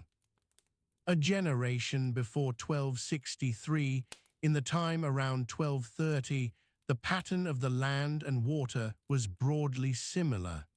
The same lochs, the same moorland, the same short rivers, but several things had shifted. The woodland was slightly more extensive. Clearances for grazing had been ongoing, but the pace was slower than it would later become. More importantly, the political control of the western seaboard sat differently. The Kingdom of Man and the Isles, under the overlordship of the Norwegian crown, still organized the movement of people and goods along these coasts in a way that shaped where settlements stood and where boats put in. The great galley harbors, shallow beaches where a longship could be run up onto the gravel without a pier, were the primary points of landing. Those beaches had names and were known to every boat crew working the coast. Lamlash Bay on Arran offered a large, well-sheltered anchorage behind Holy Island, which rose steeply from the water and blocked the prevailing southwesterly swell. Brodick Bay, on the eastern side of Arran, was shallower and more exposed, but useful in calm weather. On Islay, the bay at Loch Indal, a broad, almost enclosed inlet on the western side of the island, gave good shelter and stood close to the fertile low ground of the Rhines. Further up the coast, Loch Sween cut deep into the Knapdale Peninsula, and its narrow head provided calm water even in rough weather outside. Cattle were the primary livestock across the western mainland and the islands in 1263. They were small animals by later standards, dark in colour, and hardy enough to graze the moorland edges through much of the year. They were driven to higher pastures in May and brought back down in October. The summer pastures were sometimes on separate islands from the winter farms, and cattle were swum across narrow channels to reach them. This was done with ropes and small boats. Sheep were also kept, but in smaller numbers than cattle. Their wool was used locally. Goats were kept on the rocky headlands and on smaller islands where other livestock could not easily be managed. Pigs were kept close to the settlements, not driven to distant pastures. The diet of people living on the western coast in the 13th century was built around grain, dairy produce, and fish. Barley was the dominant crop. It grew on the lower ground near the coast, particularly on the raised beach platforms that ran along the seaward edges of many headlands, where the soil was lighter and better drained than the heavy ground further inland. The barley was ground at simple horizontal mills driven by fast-running streams. Oats grew on wetter ground. Bread was made, but flatbread rather than leavened loaves, and baked on flat stones or in shallow clay vessels. Butter and cheese were made during the summer months when the cattle were producing more milk than could be consumed fresh. The cheese was salted and stored for winter. Herring were taken in large quantities from the sea lochs and from the open water of the Firth of Clyde. The herring came inshore in the autumn, and this was known and anticipated each year. Boats put out in the evenings, and the catch was brought back before dawn. The fish were eaten fresh or preserved by drying in the salt wind off the sea. No large-scale commercial salt curing had yet developed, but fish were dried on wooden frames set up above the high-water mark. Cod were taken in deeper water further offshore. Shellfish were gathered from the rocks at low tide, particularly mussels and limpets, and these formed a significant part of the diet for people living close to the shore. The buildings in which people lived across this coast were low and thick-walled. The walls were built from whatever stone lay nearest, often set without mortar and packed with turf. Roofs were made from timber, scarce enough to be valued, covered with turf and then thatch. The interior was a single space, with the fire burning in the center of the floor and the smoke finding its way out through the thatch or through a hole left at the ridge. The floor was beaten earth. Cattle were sometimes brought inside in the worst winter weather, sharing the building's warmth with the family. There were no windows in the modern sense, only gaps in the wall covered with hides or left open. The ecclesiastical buildings were different. The monasteries and chapels that had been established across the Western Islands from the 6th century onwards, following the paths of Columban Christianity, were sometimes built in stone with more care and permanence. Iona, which sat off the southwest tip of Mull, had a stone abbey church. It was modest in size compared to the great abbeys of continental Europe, but it was a fixed and solid structure in a landscape of turf and timber. The religious houses on Oronsay and at Sadell in Kintyre were also stone-built and served as gathering places and landmarks as much as purely spiritual institutions. The sound landscape of the coast in 1263 was dominated by water and wind. The sound of the sea against rock, the movement of wind through heather, the calls of seabirds in the evenings. Gannets nested on Ailsa Craig, the great column of basalt that rose from the Firth of Clyde 18 miles west of Girvan, and their white shapes could be seen falling on fish from a great height at a distance of several miles. Cormorants dried their wings on the rocks at the mouths of the sea locks. Grey seals hauled out onto remote skerries. Otters worked the kelp beds at low water. The kelp itself, the long brown racks and tangles that filled the sublittoral zone along every rocky shore, was already being used. It was cut and dried and spread on the infield plots near the settlements as fertilizer. This was an old practice. It allowed the thin soils of the coastal strips to produce crops year after year without complete exhaustion.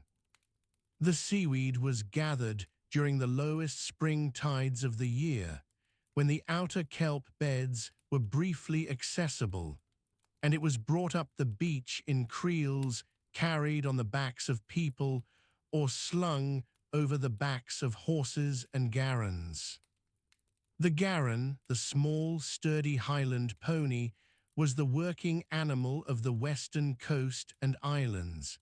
It carried loads where no cart could travel, which was almost everywhere on this terrain. It was short-legged and broad across the back. It could move across wet ground and steep slopes without the hooves splitting that would disable a heavier horse. Ponies were used for moving cut peat from the bog to the settlement, for carrying grain from the field to the mill, and for transporting the bodies of the important dead to the monastic burial grounds on islands that had long been used as places of interment. The summer months on the western coast brought a particular quality of evening light. After 10 o'clock, the sky in the northwest still held a pale brightness. The Atlantic lay quiet on still evenings. The islands to the west sat as dark shapes against a sky that ran from yellow at the horizon to deep blue overhead. This was the same in 1263 as it had been in 1230, and as it would be long after. The light was not a human thing. It was simply a feature of the latitude 56 degrees north, where the summer sun does not fall far below the horizon. The sea lanes between the islands carried regular traffic throughout the sailing season, from April until October, with a pause during the worst months of winter. Boats moved between Kintyre and Islay, between Islay and Colonsay, between Colonsay and Mull. Cattle were moved by boat. Grain was moved by boat. People travelling to attend the courts and assemblies held by the Lords of the Isles, or in this period, by the representatives of the Norwegian crown in Orkney, moved by boat. The boats were clinker-built, with overlapping strakes of oak, and they were rowed as often as sailed. A single square sail of wool or linen was set when the wind was favourable. The hulls were tarred along the waterline to reduce the rate at which the oak. The sun drops behind the outer Hebrides sometime around the 5th hour of the afternoon in late autumn. The light goes slowly at first, then all at once. The sky above the Minch turns a pale greenish grey. The water below it darkens by degrees. On the shore at Tarbet, in Kintyre, the fishing boats are already pulled above the tide line. They are small vessels, open-hulled, built from overlapping planks of oak. The men who rowed them out before dawn have been back on land since the middle of the afternoon. They do not go back to sea in the evening. The sea in October is not a place for late working. The catch from that morning lies salted in wooden barrels near the waterfront. Herring, mostly. Some mackerel taken earlier in the season, now already cured. The barrels are heavy, and they will be loaded onto larger vessels before the week is out. Those larger vessels belong to traders who move between the islands and the mainland. In 1263, those traders answer to Norwegian authority as often as they answer to any Scottish lord. That fact matters here. The Western Isles in this year are not fully part of the Kingdom of Scotland. They belong, formally, to the Kingdom of Norway. The men of the Hebrides pay tribute to King Haakon IV. His fleet passed through these waters earlier in the year, and the memory of it sits quietly in the minds of everyone along this coast. The last of the fishermen have climbed the slope from the shore by now. The path is worn smooth and muddy. It leads up through rough grass and stone to a cluster of longhouses set back from the water. The walls are dry stone, built thick against the Atlantic wind. The roofs are thatched with reed and heather, weighted along the ridge with stones tied in rope nets. Against a grey sky, they are nearly invisible. Inside one of those houses, a woman is feeding dried peat to the central hearth. The fire never quite goes out. It is banked during the day when the family is away working, then built back up in the evening. The smoke rises to the roof and finds its way out through the thatch. There is no chimney. The inside of the house is warm but hazy, and the roof timbers are black from years of smoke. The meal she is preparing is a simple one: oat porridge cooked in an iron pot suspended over the fire. Alongside it, some dried fish flaked into a wooden bowl. There may be a little kale grown in the small enclosure just behind the house. The kale is one of the few green things still surviving in October. The turnips were lifted last month. Most of the stored grain is barley, kept in a dry corner of the house in sacks of rough linen. Bread was baked this morning, flat rounds of barley flour cooked on a flat stone beside the fire. A few of those rounds are left over, wrapped in cloth. They are dense and grey and slightly sour. They are eaten with everything or eaten alone. They are not delicious in any way that requires saying. They are simply food, and they are enough. The children come in before the light fully fails. They have been sent out earlier in the afternoon to gather fuel. On this part of the coast, that means peat cut earlier in the year and now stacked to dry on the hillside above the village. Each child carries a bundle of it on their back, held by a twisted rope of heather. Their boots, where they have boots, are simple cowhide with the hair left on the outside. Some of the younger children have none. The man of the house is still outside. He is standing near the boat, talking with another man from the settlement. They are not talking loudly. The conversation is low and steady, the kind that happens at the end of a day when there is nothing urgent to decide, but still things to be said. They are speaking in Gaelic. It is the language of everyone on this shore. Norse words have crept into it over 200 years of Scandinavian presence, but the bones of the speech are Gaelic. What they are talking about is not recorded anywhere. It may be the catch. It may be the state of the boats, which need retarring before spring. It may be the news from further up the coast, where King Haakon's fleet assembled in the summer before sailing south. That fleet passed the Kintyre Peninsula in August and fought a skirmish with Scottish forces at Largs in early October. The outcome of that skirmish was inconclusive. Haakon's fleet is now withdrawing northward. Some of those ships may pass these shores again before winter closes the sea routes. The two men outside are not warriors. They will not fight in any campaign. They are fishermen and crofters, and the politics of kings reaches them mainly in the form of tribute demands and the passage of armed ships.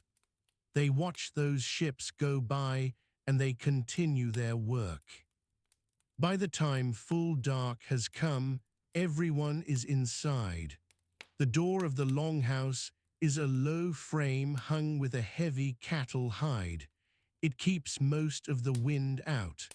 The fire gives enough light to see by close up, but the far ends of the house are dark. The animals are in at one end, separated from the family by a low partition of stone. A cow, possibly two, a few sheep. Their warmth adds to the warmth of the fire, and in October that warmth is welcome. The family eats together from shared bowls.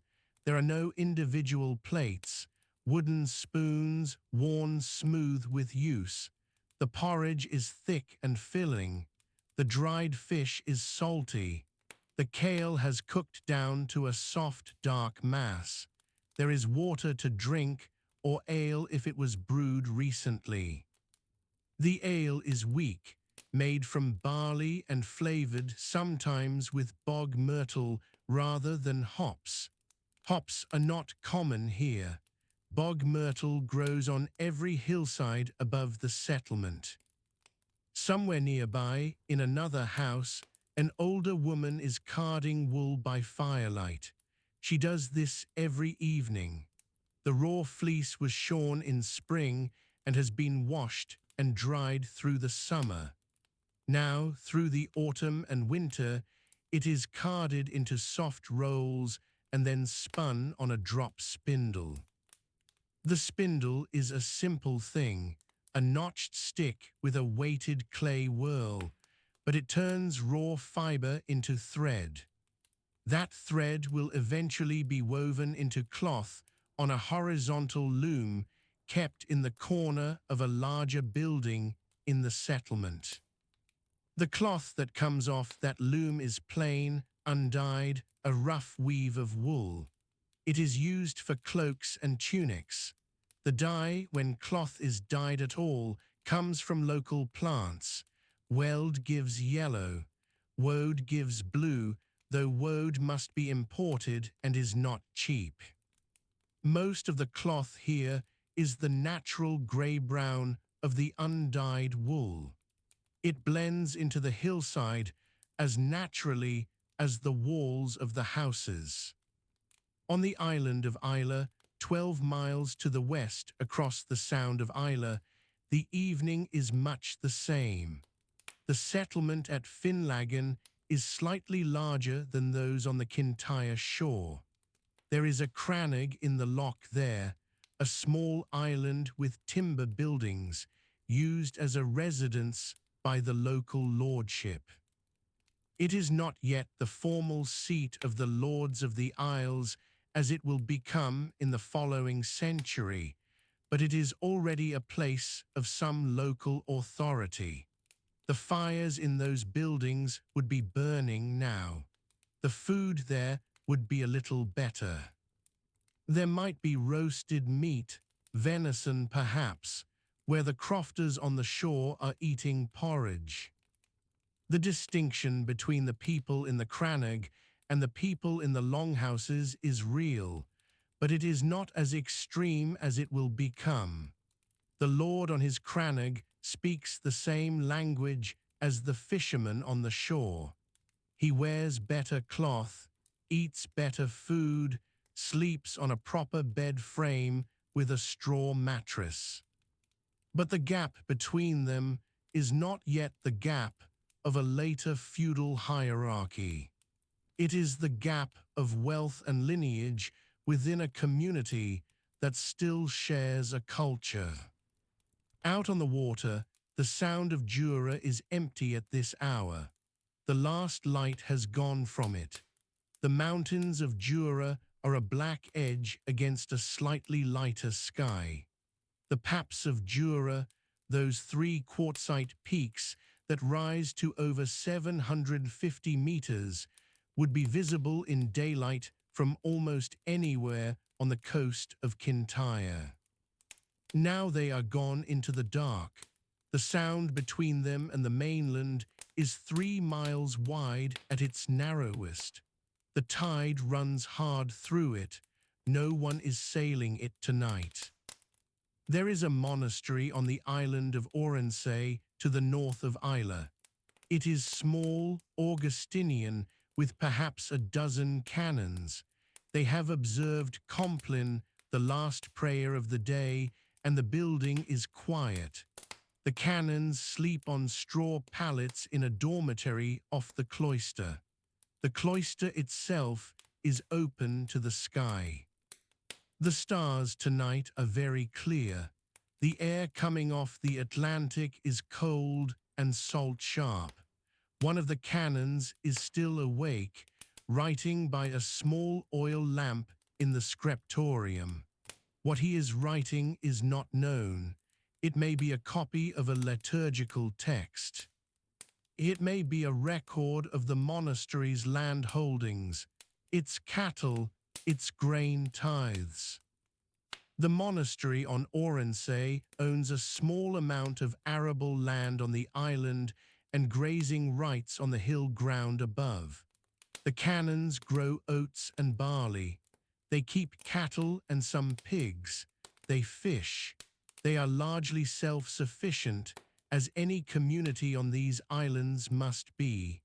The sea provides, but it must be worked for. The land provides, but the soil here is thin and the growing season is short. Back on the Kintyre shore, the settlement is fully dark by 7 in the evening. The only lights are the faint glow from the smoke holes of the longhouses, visible from outside as a soft orange against the dark thatch. There is no moon yet tonight. The stars are out. The sound of the sea is constant, a low regular push and pull of water over stone. It is not loud. It is simply always there, the background against which everything else on this coast takes place. A dog is barking somewhere near the edge of the settlement. It is tied near the boat landing where it spends every night. It has heard something in the dark, a seal perhaps, come up on the rocks at the base of the cliff. Seals are common here. They lie on the flat rocks at low tide and move through the kelp beds at high water. They take fish from nets, which the fishermen do not appreciate, but they are not hunted here in any systematic way. The kelp itself is useful. It is cut from the rocks in summer, dried, and burned in stone kilns to produce ash. That ash is used as a fertilizer on the thin arable ground. Without it, the barley yields on this coast would be poorer still.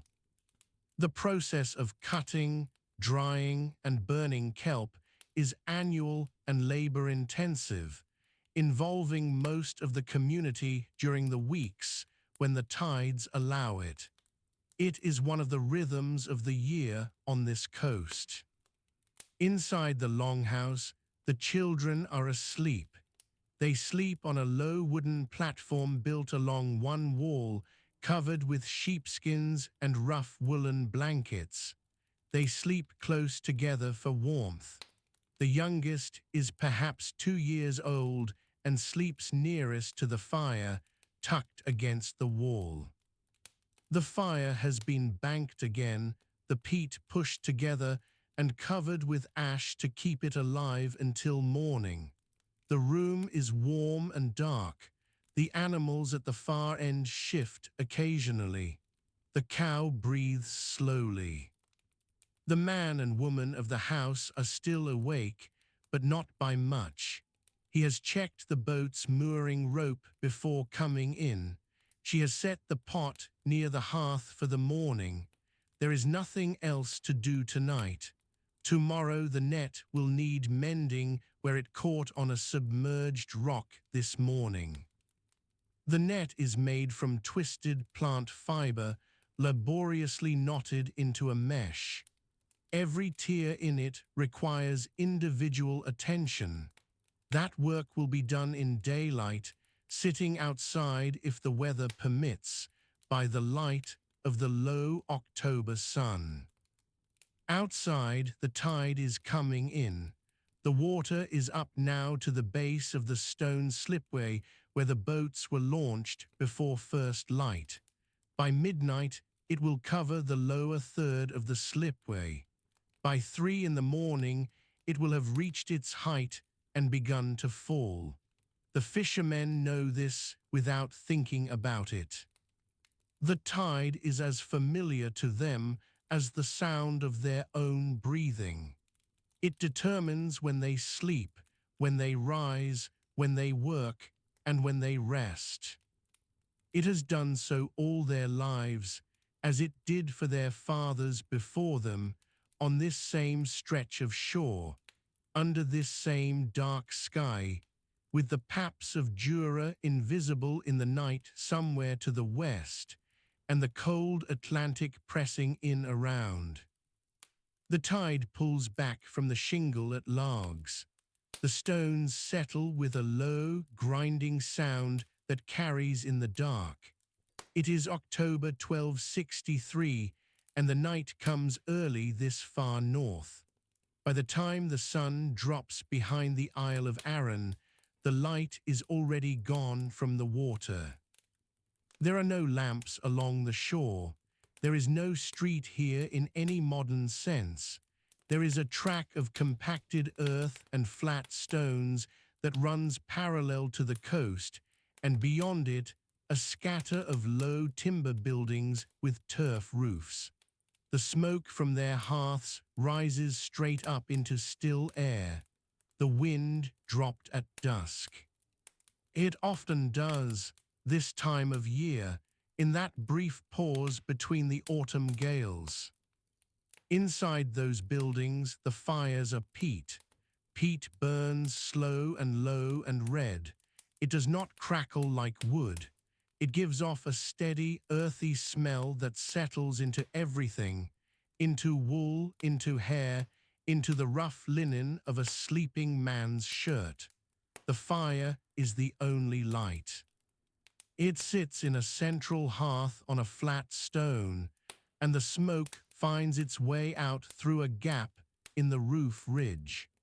There are no chimneys in the common buildings of the Ayrshire coast in 1263. The animals are close. In a building of any size, the cattle are separated from the people by a low partition of wattle or rough-cut timber. The warmth of the animals moves through the partition and into the sleeping space. A man does not freeze in a building like that, even in October. The cattle shift and breathe. One stamps a hoof against the earth floor. The sound is dull and familiar, and no one stirs. Further along the coast, on the headland above the water, a watchfire burns. It is a practical fire, not a ceremonial one. A pile of driftwood and dried gorse has been lit on open ground where it can be seen from the water. Norway's fleet is somewhere out there. King Haakon IV sailed from Bergen in the summer of 1263 with somewhere between 100 and 160 longships. The exact number depends on which account you follow. The fleet is anchored off the Cumbries, the two small islands that sit in the mouth of the Firth of Clyde, less than 3 miles from the Ayrshire shore. A man sits beside the watchfire. He is not a soldier in any formal sense. He is a local man pressed into watching. He wears a woolen cloak pinned at the shoulder with an iron pin. His shoes are leather, roughly sewn, the seams already damp from the grass. He has eaten barley bread and a piece of hard cheese this evening. He has a wooden cup. Whatever was in it is gone. He watches the dark water and says nothing. On the water itself, the Norse fleet is not silent. A fleet of that size, even at anchor, makes noise. Timbers flex against the tide. Anchor ropes creak, men cough. There are horses on some of those ships. The horses do not like the motion, even in a sheltered anchorage. They stamp and pull at their ropes. Somewhere on the water, a low voice speaks in Norse. It is answered by another, then quiet again. The ships themselves are clinker-built. The planks overlap each other like the scales of a fish, each one fastened with iron rivets driven through from the outside and clenched on the inner face. The hulls sit low in the water when loaded. They are not the dragon-proud ships of 2 centuries earlier. By 1263, Norse vessels are broader, higher-sided, and built for cargo as much as raiding. They are called Nurs and Byrdinga and Langskip, depending on their size and purpose. Haakon's flagship is described in the Norse sagas as a great ship. It carries his household, his provisions, and the symbols of his royal authority. The islands to the west are darker still. On the Isle of Arran, the high ridges of Goatfell and its neighbours are black against a sky that holds just enough starlight to be visible. The island had a Norse name before it had a Gaelic one, or rather it had both at once, as place names in this part of Scotland in 1263 are a layering of Gaelic, Norse, and Brythonic. The people who live in the low ground of Arran's coastal strip speak Gaelic. They fish and they farm small strips of cultivated ground. They grow oats, not wheat. The soil and the rainfall suit oats. They keep cattle and some goats. The goats graze the upper ground where cattle will not go. The houses on Arran are small and stone-built in their lower courses, with turf laid on top and roofed with heather thatch weighted down with stones on ropes. This is necessary. The winter gales on an exposed island will strip a light roof in an hour. The stones and ropes are not decoration. They are engineering. Inside, the floor is earth beaten hard. There is a central hearth. There is a sleeping bench along one wall filled with heather and covered with wool. A family of 5 or 6 sleeps close together. A dog lies at the entrance. On the larger island of Bute, to the northeast of Arran, there is a stone castle. Rothesay Castle sits at the edge of a sheltered bay on the island's east coast. In 1263, it is already old by the standards of Scottish castle building. Its circular curtain wall of red sandstone stands perhaps 8 meters high in its tallest section. The wall walk is accessible by a stone stair. There are small windows cut into the wall at intervals.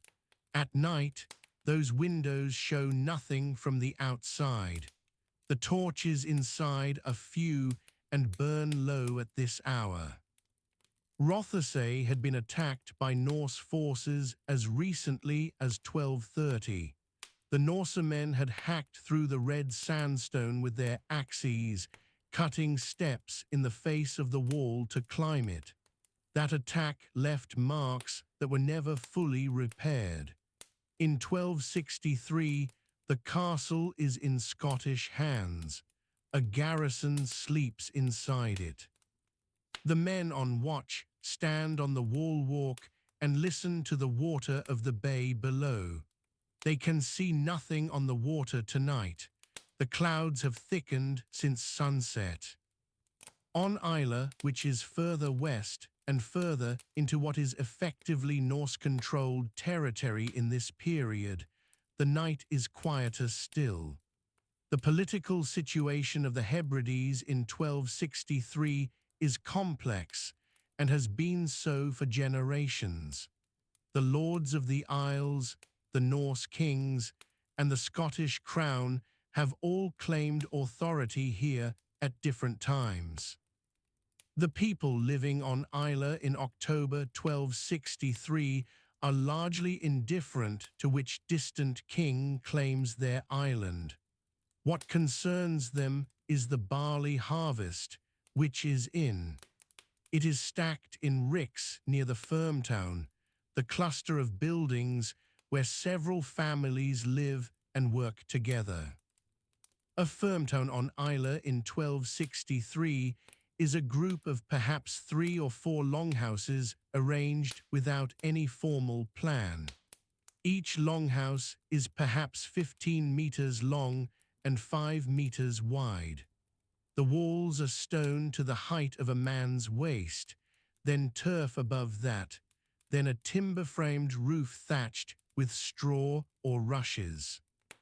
The ridge pole runs the full length of the building and is supported by pairs of crux, curved timbers cut from the natural bend of a tree that stand inside the walls and carry the weight of the roof.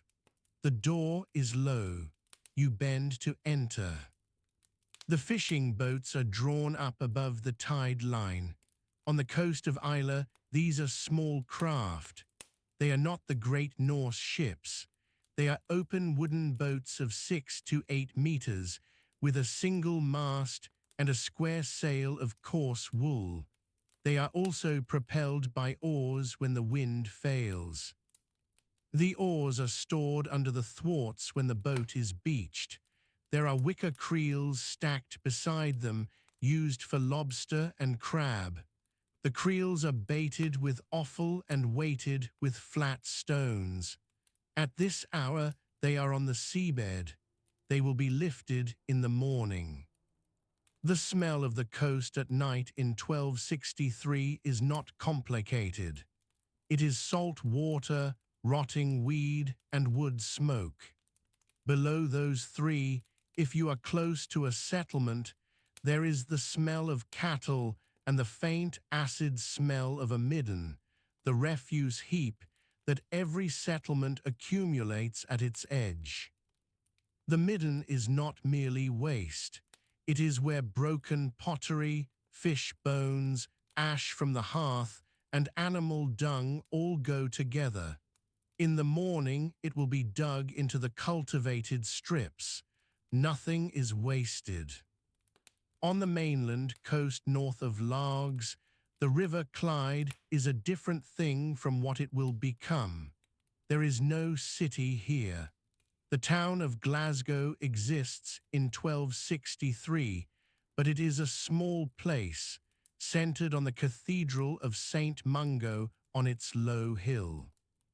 The population of Glasgow in this period is probably fewer than 2,000 people.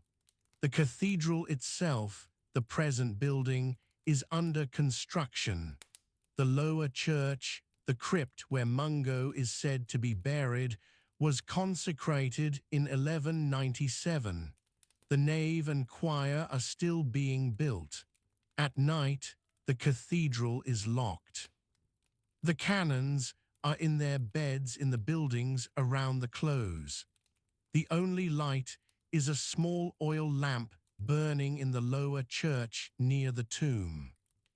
Down by the river at Glasgow, there is a ford. There is no bridge in 1263.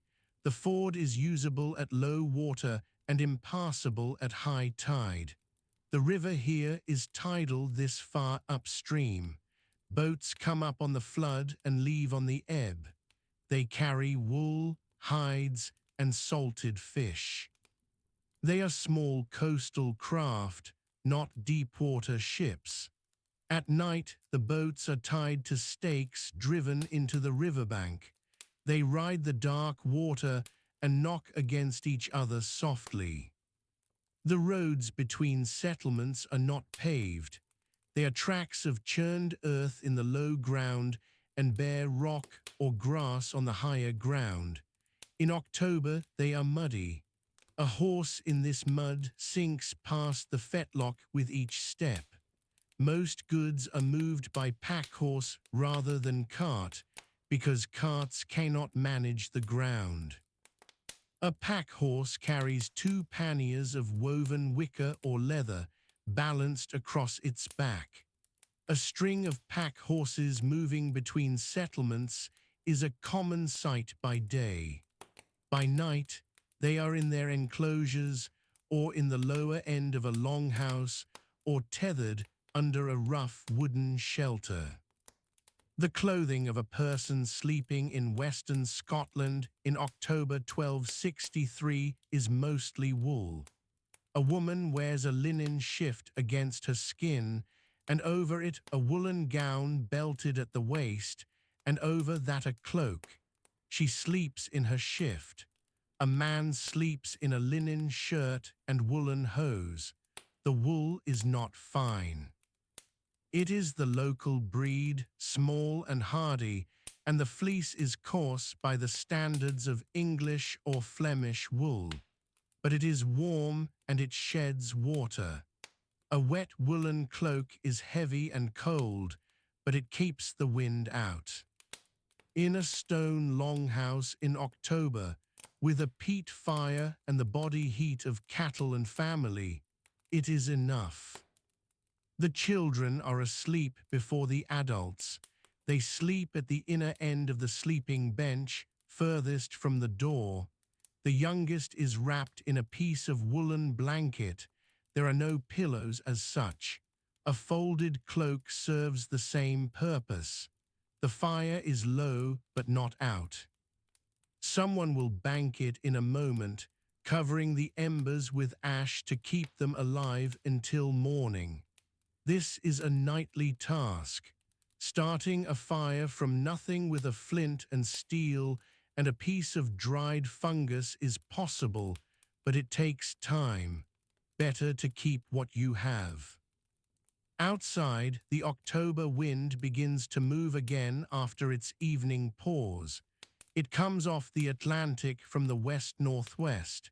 It is not yet a gale. It stirs the surface of the water between the islands.